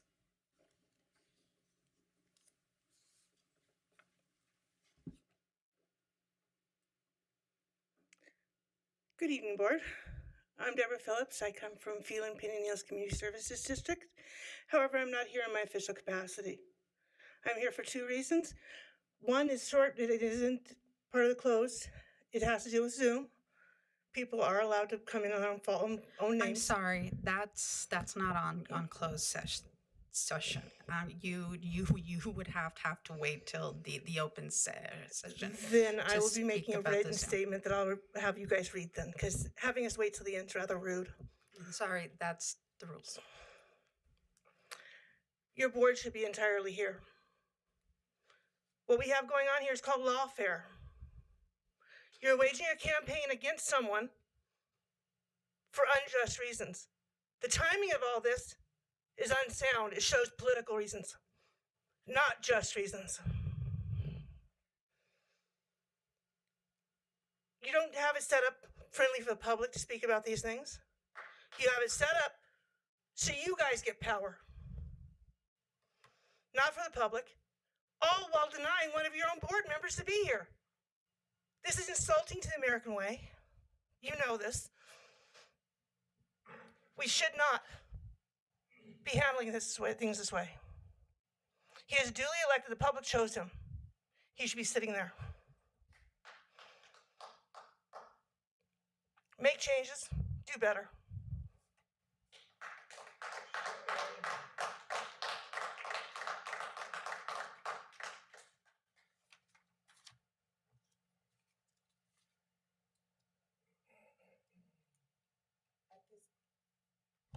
At this time, we have Ms. Jolly.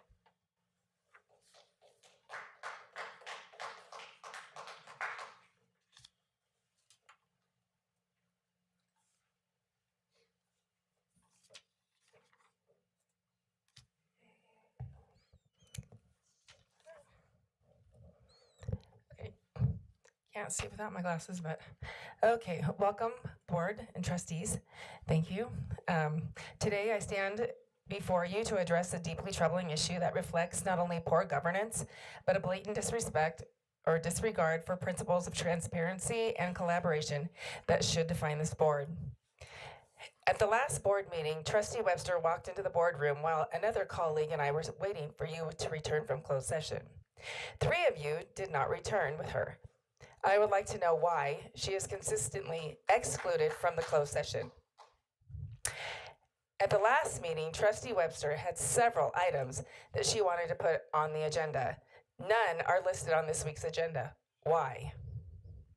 She stated that she emailed President Trustee Stewart and did not get any confirmation for her items she wanted on the agenda.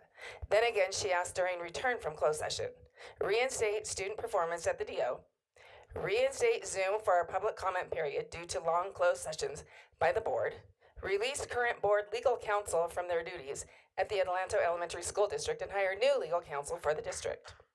Hire a company to do a legal audit on the district. Trustee Webster has been systematically excluded from closed sessions, and her agenda items have been repeatedly ignored. This is not just a disservice to her, it is an effort to the very essence of our democratic process. How can we claim to be cohesive body when we are actively silencing the voices of our elected representatives? The exclusion is not only unprofessional, it is unethical. Trustee Webster has made legitimate requests that warrant serious consideration: to release the current legal counsel for the district, to hire new counsel, and to conduct a comprehensive legal audit. These are not frivolous demands. They are essential for ensuring that our district operates within the boundaries of the law and serves the best interest of our community. By ignoring her requests, you are playing a dangerous game. You're choosing to maintain the status quo rather than addressing the pressing issue that affect our district. Why?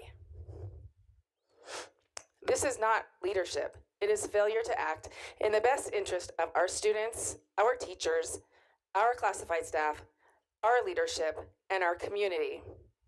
The board is sending a message that some voices matter more than others. You are willing to expend 30 seconds. taxpayer resources to defend a narrative that serves your interests while turning a blind eye to the real struggle of our educators. This is egregious misuse of district funds and betrayal of the trust placed in you by our community. Let's be clear, a legal audit is not just a bureaucratic process. It is a necessary step towards accountability. How can we ensure that our district's resources are being used effectively if we are not willing to examine our legal practices?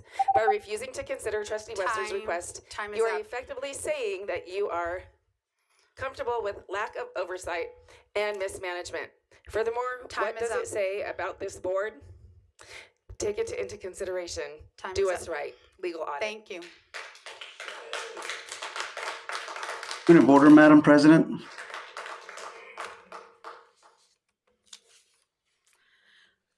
All right. At this Point time, of order, Madam move to President. the Point last- of order, Madam President. Or open session. Yes. I just said that was it. Sorry, can anybody hear me? I asked point of order. This is Trustee Kraus. What do you need, Trustee Kraus? For the record, December 13th, you allowed, actually, former board president LaShawn Love French allowed city council member Deborah Jones to go over her public comments by 2 minutes without stopping her when she was defaming and slandering a board member. And yet when Ms. Jolly wanted to finish 30 seconds of her time, for the record, you decided to cut her off. So either we allow the same amount of time that was allowed to Deborah Jones on December 13th, 2024, or we cut everybody off. But in the sake of transparency and accountability, Madam President, you cannot cut off one person and decide to allow someone else who was on record slandering a board member against board policy to continue for over 2 minutes past her 3 minutes time. So I just wanted to publicly put that on the record because we cannot allow this to continue. Thank you so much. Okay, thank you, Mr. Kraus, but I am following the rules that are in our governance handbook. They were not I am followed now on December 13th, Madam I am President. now the board president, and now there will be a timer. Thank you. And I am not Mr. Kraus, Madam Thank you, President. I am sir. Trustee Kraus. We Thank you. need to move on to 6, recessed closed session. I motion to move to closed session. Thank you. I will need a second that. second. Thank you. I'm going to take the vote. Trustee Soto? Soto, aye. Trustee Kraus? Kraus, nay. Trustee Webster? Webster, aye. Trustee Love French? Love French, aye. Trustee Stewart, aye. Motion passes 4-1. The time is now 7:14.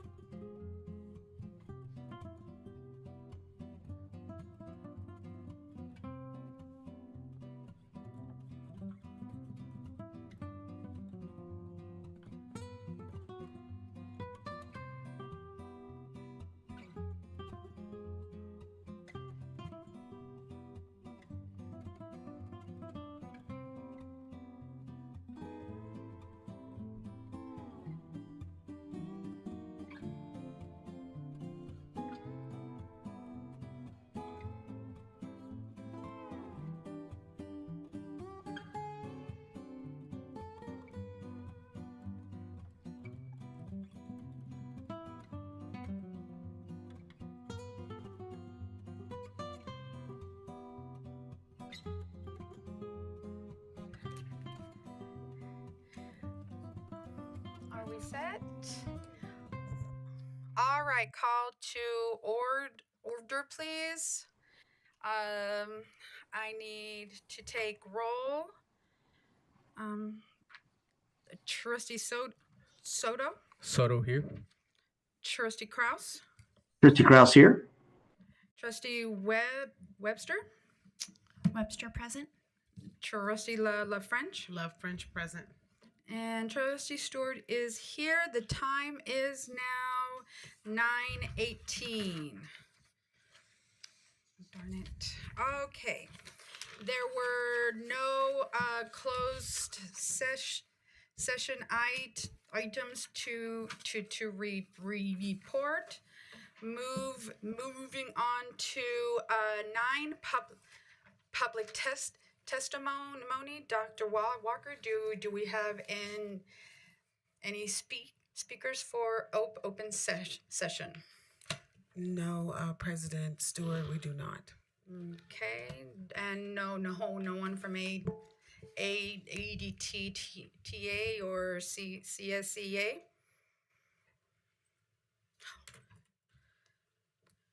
No, okay, and I forgot, I need this thing, because we're gonna go over the board minutes. Okay, 10, adoption of the minutes. Excuse me, President Stewart? Yes. There's sheets down here Where? by Miss LeVay's desk. Did you want me to grab them for you? Please.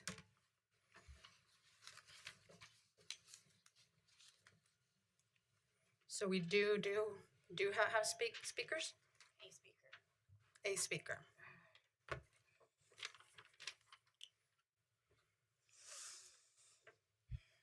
Let me see if we get the blurb. No, we don't need to read the blurb. You already read the blurb. I'm sorry. Just this one time. We don't have to do the blurb. At this time, we have Angelique Jolly representing herself.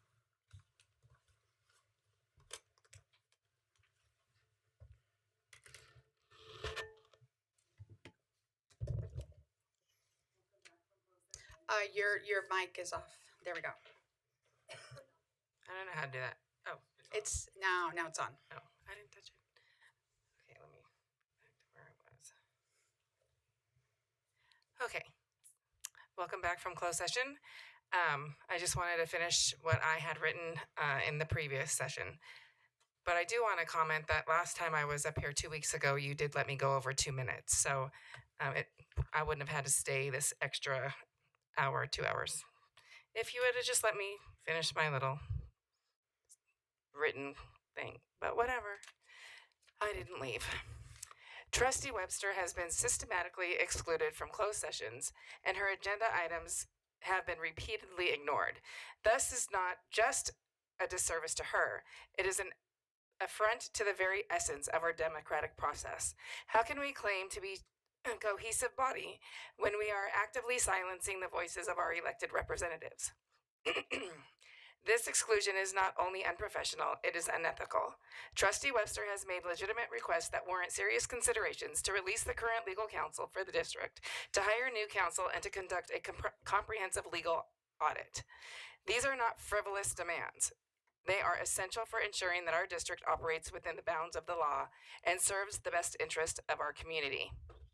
By ignoring her requests, you are playing a dangerous game. You are choosing to maintain the status quo rather than addressing the pressing issues that affect our district. Why? This is not leadership. It is failure to act in the best interest of our students, our teachers, and our community. The board is sending a message that some voices matter more than others. You are willing to expend taxpayer resources to defend a narrative that serves your interest while turning a blind eye to the real struggles of our educators. This is an egregious misuse of district funds and a betrayal of the trust placed in you by our community. Let's be clear, a legal audit is not just a bureaucratic process, it is a necessary step towards accountability. How can we ensure that our district's resources are being used effectively if we are not willing to examine our legal practices? By refusing to consider Trustees Webster's request, you are effectively saying that you are comfortable with lack of oversight and potential for mismanagement. Furthermore, what does it say about this board that we are clinging to legal counsel that may not have our best interests at heart? If there are concerns about the current legal representation, why are we not exploring better options? The refusal to act on these requests is a disservice to the community that elected you to serve. 30 seconds. It is time to stop the cycle of exclusion and to embrace a culture of collaboration and openness. Trustee Webster's voice matters. Her insights and requests deserve to be heard and considered. Anything less is a betrayal to the trust placed in you by the people of Adelanto. In closing, I urge you to reflect on the implications of your actions. Are you serving the community or are you protecting your own interests? The choice is clear. It is time to prioritize what truly matters, the education and welfare of our students. Let Trustee Webster have her rightful place at the table, and let us work together to build a stronger, more transparent district. Thank you.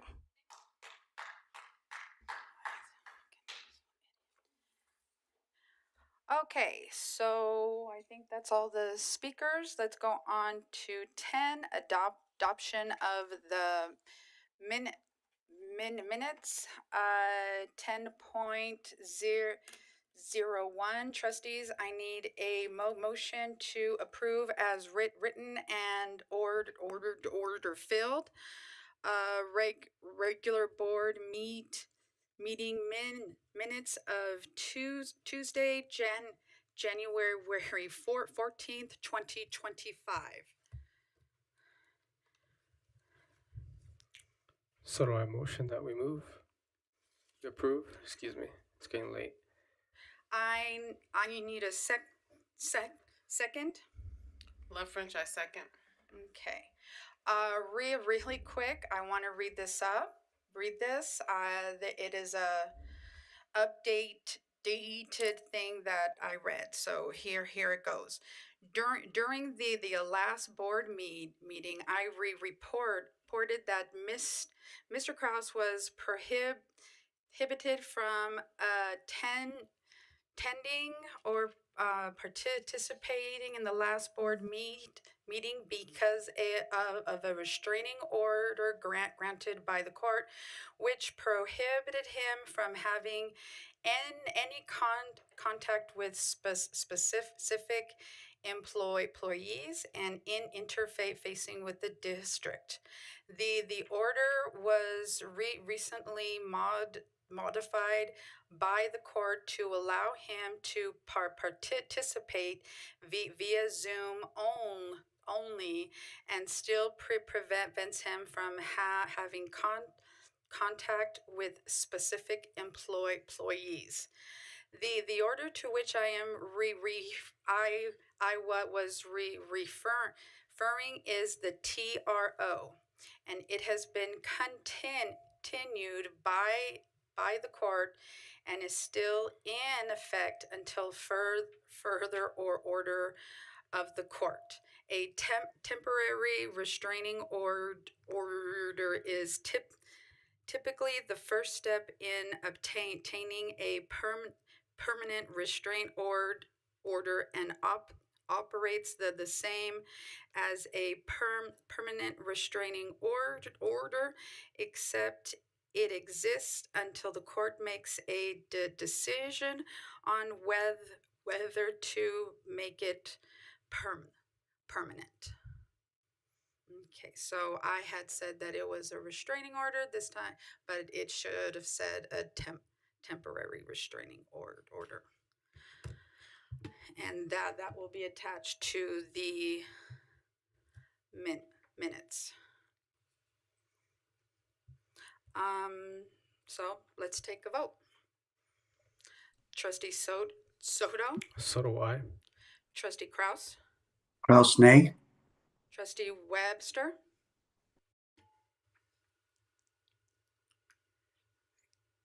President, can I get clarification?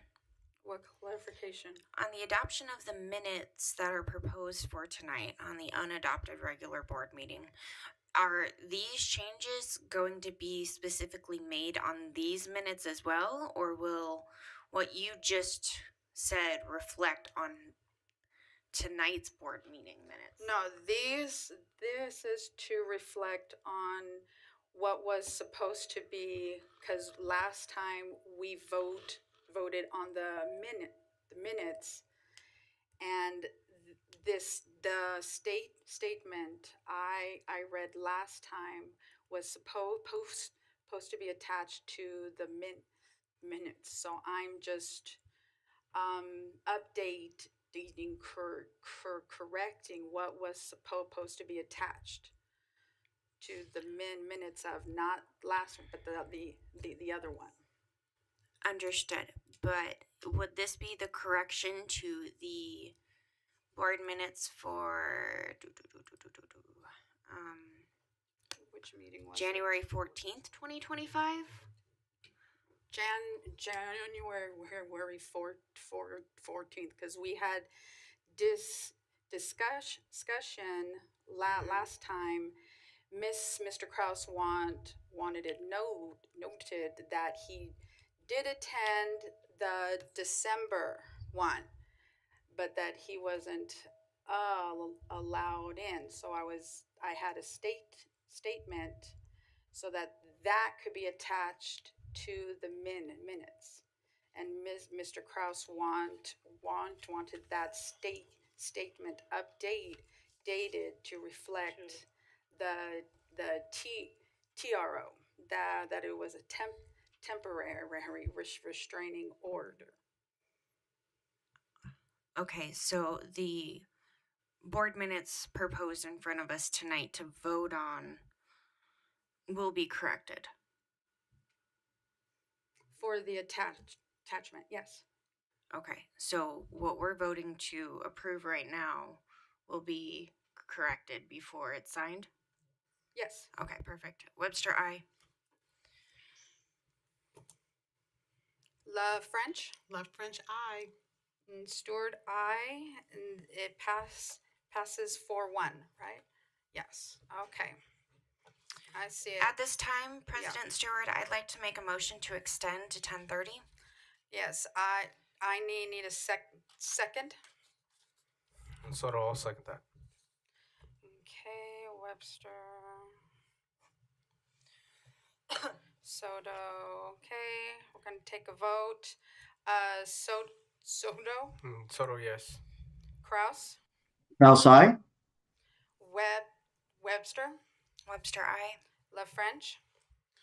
Love French, nay. And Stewart, aye. Motion passes 4-1. Okay, going on to the consent agenda. We are taking items 11.02 through 11.25. Does any trustee want to pull an item? Yes, Madam President, if I may. Okay. 1102, 1108, 1111, 1112, 1115. Thank you, that's all. 15. 15? Yes, Madam President, 1115. That's all, thank you. 1-5. Yes. 1-5, yes. Thank you. Does anyone else want to pull anything else?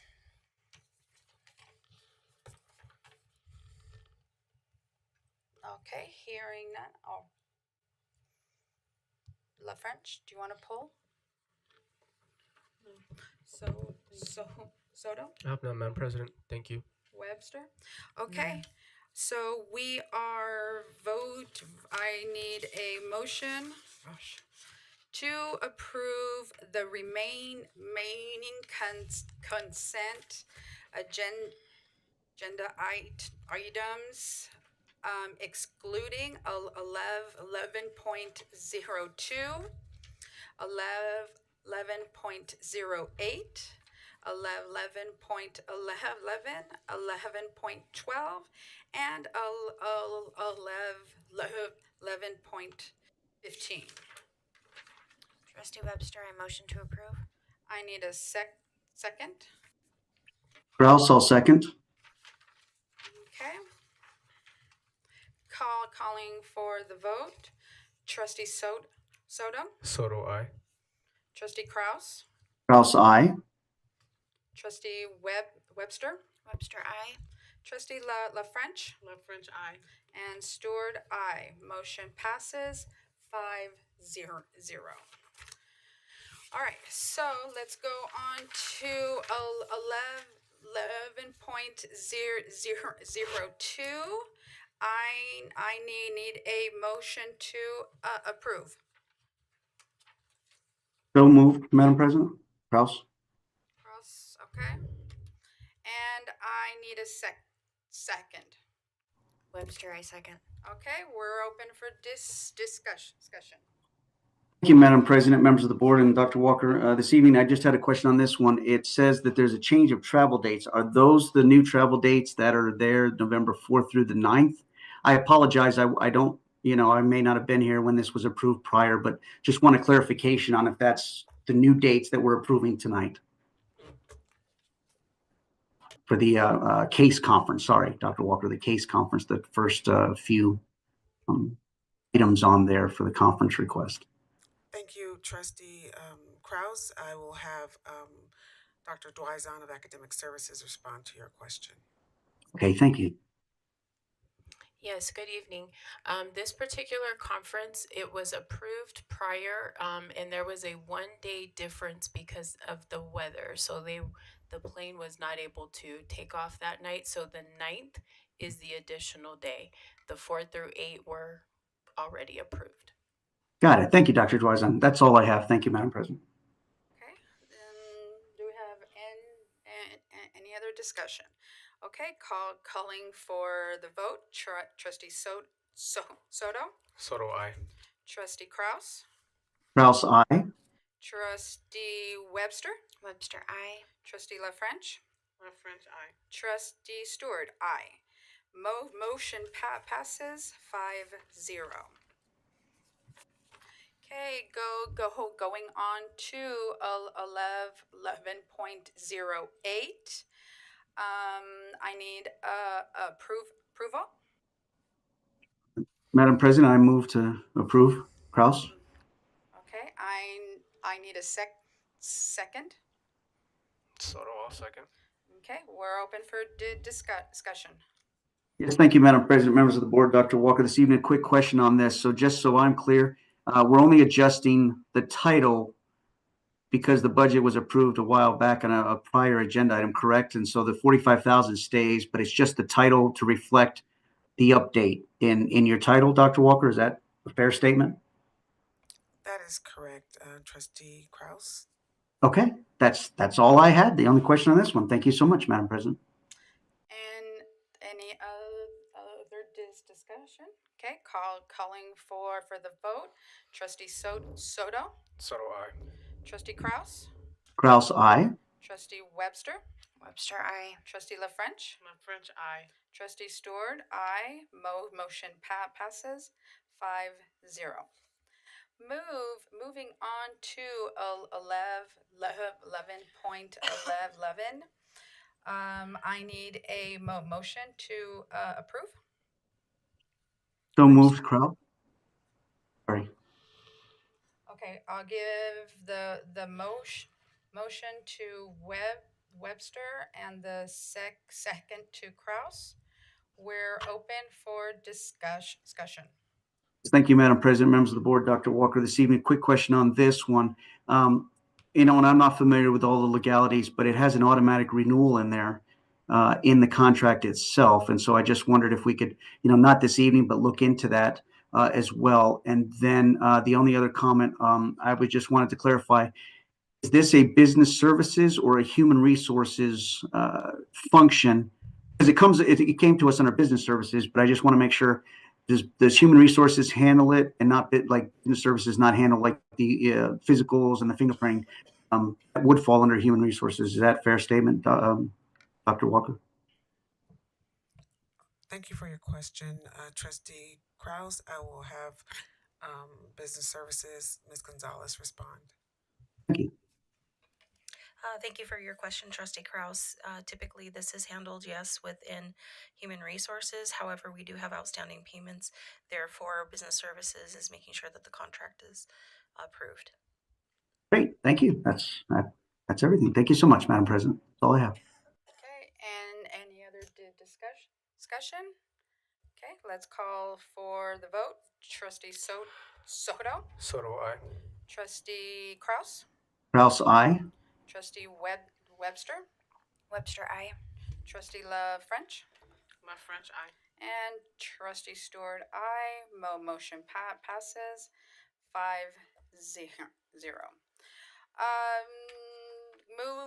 Moving on to 11.12.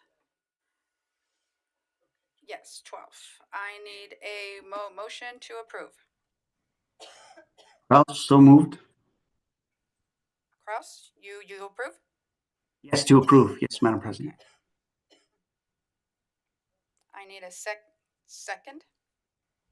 Soto, I'll second. Okay, we're open for discussion.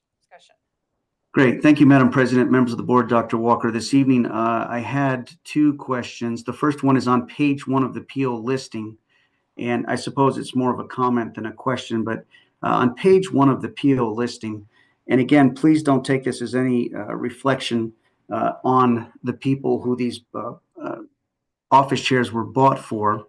However, I did receive a lot of emails and calls this week when this was made public on Friday night about these chairs. And so I was wondering, the cost is fairly high, especially, when we take a look at a lot of the chairs in our classrooms and our secretaries are using. So, I guess for me, in the future, to alleviate a lot of the taxpayers' concerns about spending this kind of money, I know that the district works hard to really spend the money as judiciously as they can. But again, because I received many calls and emails about this, I just wanted to bring attention to it, that I would bring it up in the board meeting, and hope that in the future we could really look at maybe cheaper, but just as well-built chairs, for example, for our staff. That's really the only comment I had on this one, more so than anything. And I appreciate Dr. Walker and her diligence working with staff to ensure we get the best bang for our buck.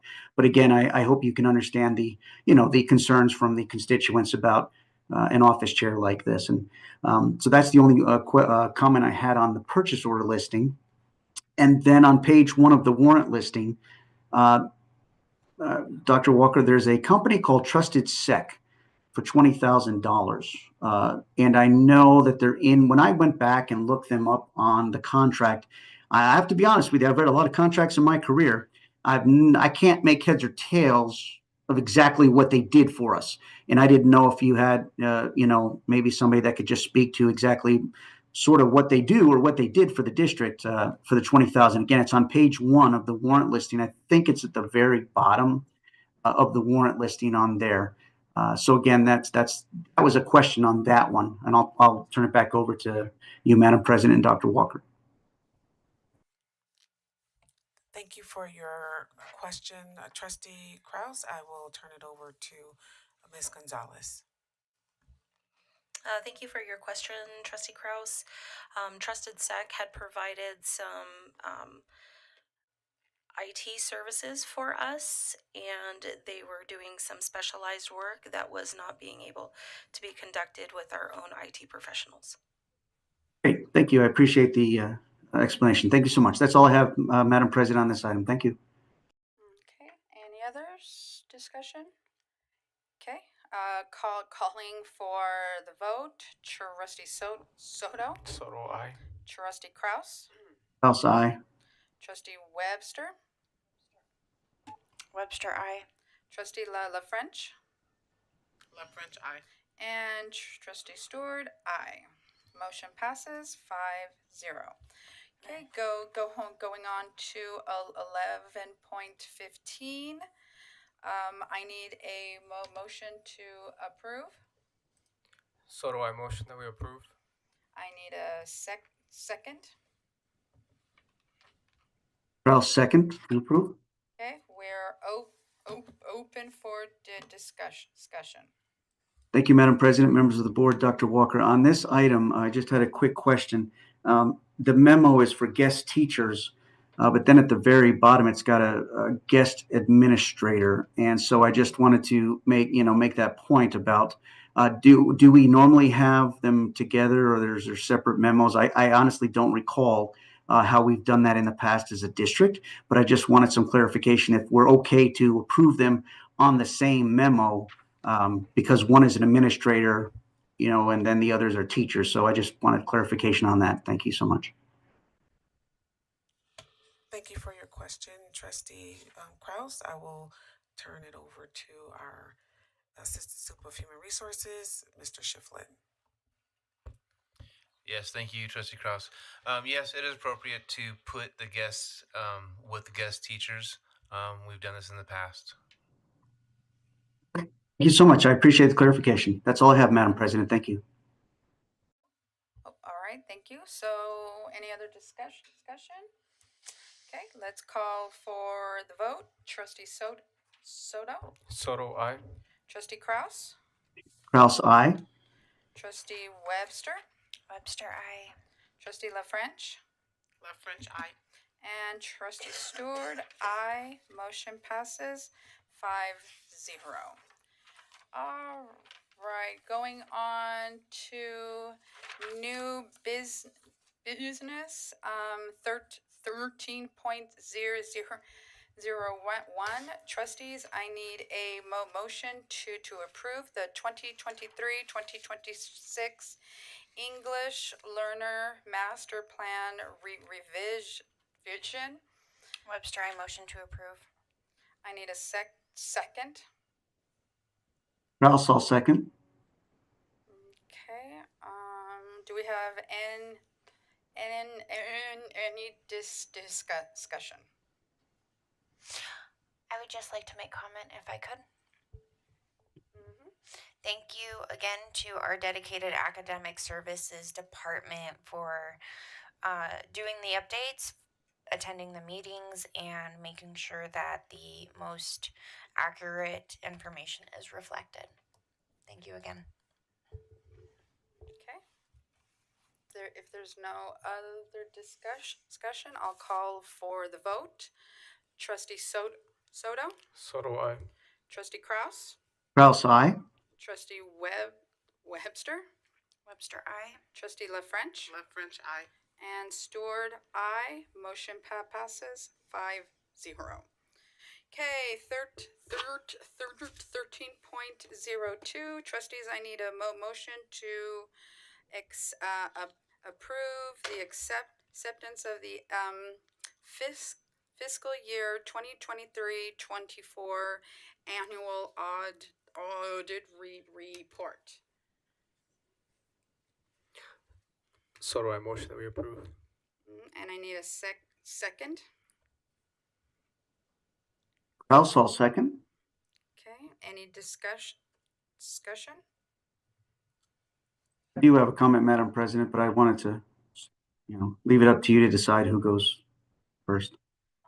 I don't think anyone else has a comment, so you can go ahead. Hey, thank you, Madam President. Good evening again, members of the board, Dr. Walker. I just wanted to give a shout out to our fiscal services staff. It's not easy running fiscal services and all of the work that goes into it throughout the year. It's a tough gig in any district, including ours. And I really appreciate the work that they do on a daily basis, but not only them, but all of the school sites that work with them on many of the audit findings. One of the things about audit findings is they're not all fiscal. For example, there's some that are compliant, and I appreciate Mr. Park coming in and helping, the board and the community understand a little bit more about our audits each year. But again, just wanted to give a shout out to our fiscal services department and all the hard work that they do on a daily basis. And that's my only comment. Thank you, Madam President. And if there's no other comment, I'll call for the vote. Where am I? Here we go. Trustee Soto? Soto, aye. Trustee Kraus? Kraus, aye. Trustee Webster? Webster, aye. Trustee La French. Love French, aye. And Stewart votes aye. The motion passes 5-0. Okay, going on to 13.03. Trustees, I need a motion to approve the contract amendment for the superintendent.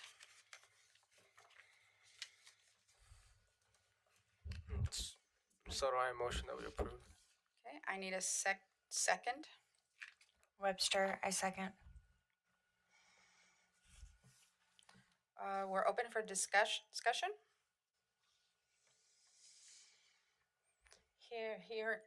Hearing none, I'll call for the vote. Trustee Soto. So do I. Trustee Kraus. Kraus, nay. Trustee Webster. Webster, aye. Trustee La French. Love French, aye. Trustee Stewart, aye. Motion passes 4-1. Okay, we're going on to 14 governing board members reports and announcements. Why don't we start with La French this time? I think you were last time. No comments at this time. Thank Okay. you. I'll save them for next time. Okay, Trustee Webster. All right, thank you, Board President. Good evening, AESD friends and family. Award ceremonies are going on around the district. I attended my daughter's this morning, and I heard a lot of thanks to the parents. Everything from helping the kids with different academics to making sure the littles are on time. But it got me thinking today that we far too often forget to thank the teachers, the dedication they give to the kiddos every day, helping them learn and advance in so many areas of life. I want to express my deepest gratitude for every teacher in our district in helping the kids of Adelanto grow and succeed. And thank you to the support staff as they truly help operations flow. I want to make a comment on Saturday's school. Despite my reluctance to wake up super early on a Saturday, I have to say I am truly enthusiastic I did.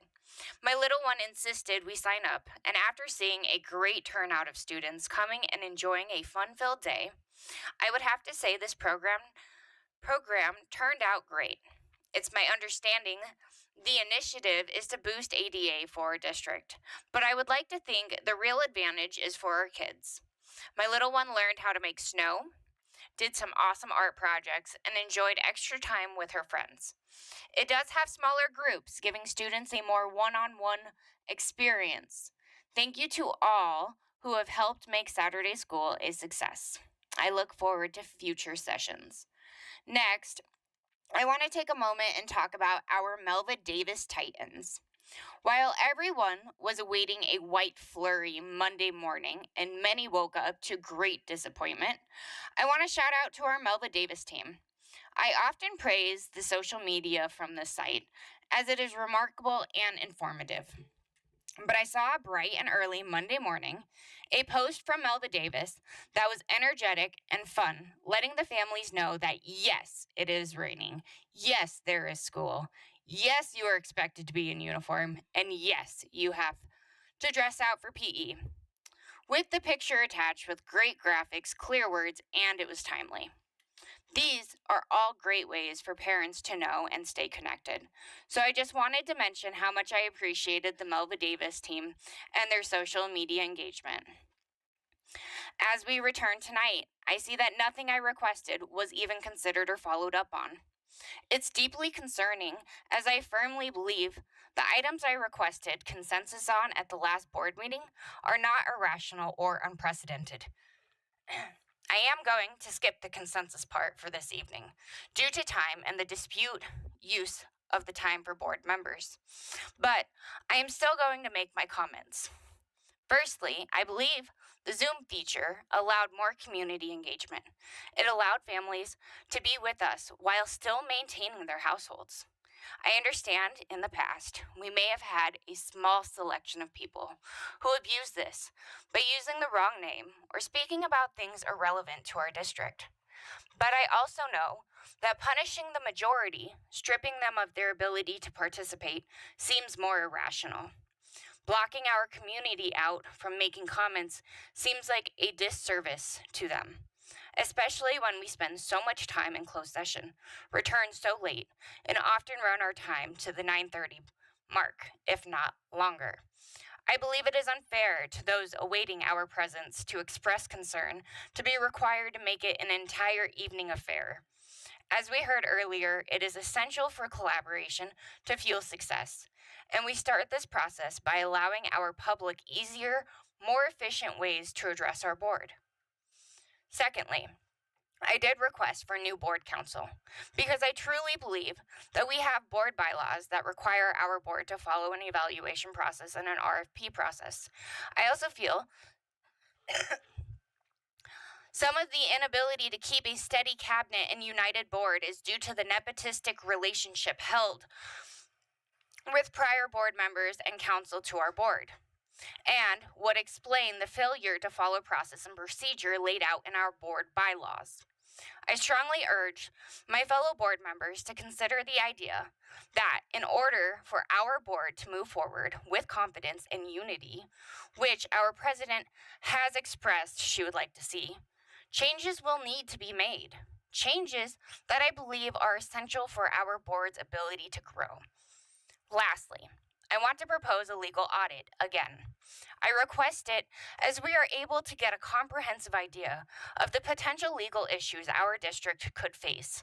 It helps to provide a transparent view for our community and properly advises the board on what policy could be implemented for prevention of further issues in the future. As the board that leads this district, I believe it is our duty to provide the transparency our community is entitled to. And for transparency's sake, I was informed tonight that I wouldn't be allowed back into closed session in regards to specific items, and that I wouldn't be removed. I want to be clear that from tonight forward, I will continue to recuse myself on my own terms to shield myself from any liability. I didn't speak about the item. I just said I'd remove myself. As I close my comments, I would like to thank all that are with us this evening and those who have expressed their support. It truly does inspire me every day to continue to fight for the AESD friends and family. I hope everyone makes it home safe, as temperatures have dropped and roads could still be slick. Thank you. Thank you, Trustee Soto. Thank you, Madam President. I'm going to make my comments short. I have a big report coming out next meeting. I just wanted to thank you and the board for the leadership and for the collaboration. I'm also excited about where we are going. And so I will just leave it there. And I'll report out more specifically next meeting. Thank you. Have a wonderful night. Okay, so the first thing I want to do is I want to acknowledge. Oh, Mr. Kraus, I'm sorry, it's your turn. Oh, no worries, Madam President. Thank you so much. I appreciate it. Good evening, everybody, members of the board, Dr. Walker, Cabinet, and members of the community that are with us, and everyone watching on YouTube. First, I want to say thank you to all of you who continue to reach out to me, expressing your concerns, but also your positive information about the direction our district is taking during these times. I truly appreciate that. Please rest assured, I will never stop working on behalf of our taxpayers, parents, students, and staff to always strive to do what's right and continue to unify our board in the common goal of doing what's right for our parents, students, staff, and community. Please keep contacting me with any concerns you may have so I can route them to the right place. Some of the great things that I was able to participate in this past month since the last board meeting, I was able to attend some celebrations of the life of Martin Luther King Jr. and participate with a lot of great community members in the high desert. So I was excited to be able to participate in that. Also, speaking of which, coming up in February is Black History Month, and I am excited to hear from many principals and teachers and staff that they have a full slate of activities to help all of our students learn the importance of the contributions from many African Americans in the history of not only America, but in the world. And so we're excited to be able to celebrate Black History Month coming up. For a lot of my friends that community members that do celebrate the Lunar New Year, tonight is the Lunar New Year's Eve. It is the year of the snake. And so if you have any friends out there and they're popping off fireworks tonight, you know why. Maybe your neighbors will be doing that, but it's a happy Lunar New Year to a lot of my friends that participate in celebrating that new year in their culture. Also, January is Board Appreciation Month, and I just wanted to give a shout out to all of my fellow board members. I appreciate all of the work that you do. And, you know, we may never always get along on everything, but as long as we're able to have healthy conversations and really try to do what's best for our community, I truly appreciate the work that each one of you put into it. I know most of you work full time, but coming from me to the rest of the board, I wanted to say thank you and appreciate you for all of the work that you do. And you know, it's not just in the month of January, but all year long. So I do appreciate that. Coming up next week is also School Counselor Week. I wanted to give a shout out to all of our school counselors in the district and all of the great work that they do. It's very imperative that our students have somebody that they can talk to. And I know our counselors have been instrumental in assisting our students with a lot of the trauma that they have faced in their life. Another point I wanted to bring up is the governance handbook. I know that we've kind of still getting our feet wet moving into this year. The governance handbook is something that is supposed to come back to the board after the first reorg meeting in December. And so hopefully in the next few board meetings, we're able to potentially either bring the governance handbook back for review and discussion, or perhaps a workshop, depending on how much time you know, the board or the superintendent might think it might take in order to review that. I know it's been a while since it's been reviewed, so I wanted to bring that up. A couple of policies that I want the board to consider in the future is, you know, we see a lot of changes take place before and after an election. Elections are every 2 years. And so one of the policies that I would be proposing in the future when we talk about board policies is prior to an election, 60 days prior to an election, 60 days after an election, no top management is hired or fired. And I think this would protect our current management in our district and then any future management in our district from a change on the board, whether it's 2 board members, 3 board members, whatever have you, because we do need stability. And one of the ways we need to do that is to give everybody an equal opportunity to be able to assess the situations. And then as a board decide whether it's a new incoming board members or outgoing board members have decisions to decide how we want to do that in the future. So that's one of the policies. Another policy that I hope that we can talk about in the future is on conflict of interest. I know we do have one, but I would like us to consider reviewing it and possibly strengthening the language in there related to conflicts of interest for not only our board members, but our management, our everybody that's in the district that has a hand in hiring, firing, what have you. So just something else to consider in the future. And then as we've heard at the last board meeting, this board meeting, I am all about more transparency and accountability and not less in our district. And I truly hope we can move forward working together as a board and as a district and bring back public comments on Zoom, as you heard Trustee Webster state, issue an RFP for legal and a fiscal audit of district operations, and issue an RFP for new district and board legal counsel. So I am in full support of that, as well as Trustee Webster. So I want to make that publicly known this evening. And then I want to wish everybody a great rest of their week. I look forward to working with our associations to be able to compensate our teachers and staff in the near future so that we will retain and attract our employees with very competitive wages and benefits. And in my opinion, this is just me, COLA should be a baseline and not a ceiling when we talk about fair and competitive wages. And so with that, until next time, thank you, everyone, and please continue to cultivate creative kindness. Have a great evening. Thank you, Madam President. That's all. All right, thank you. So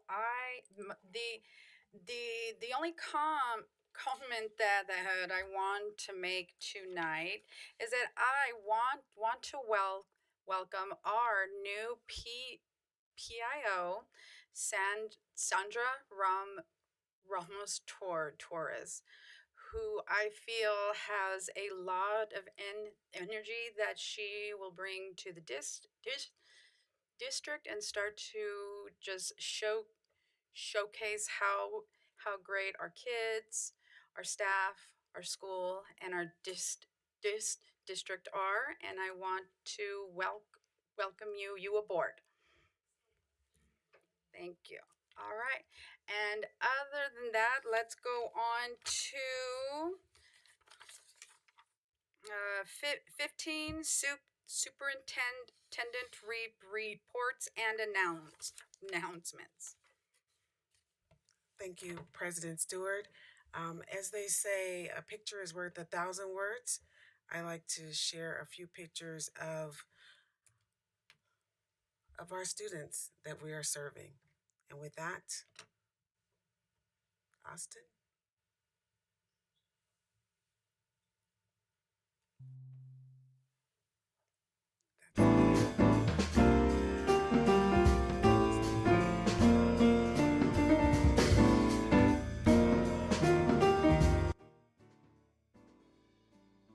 That's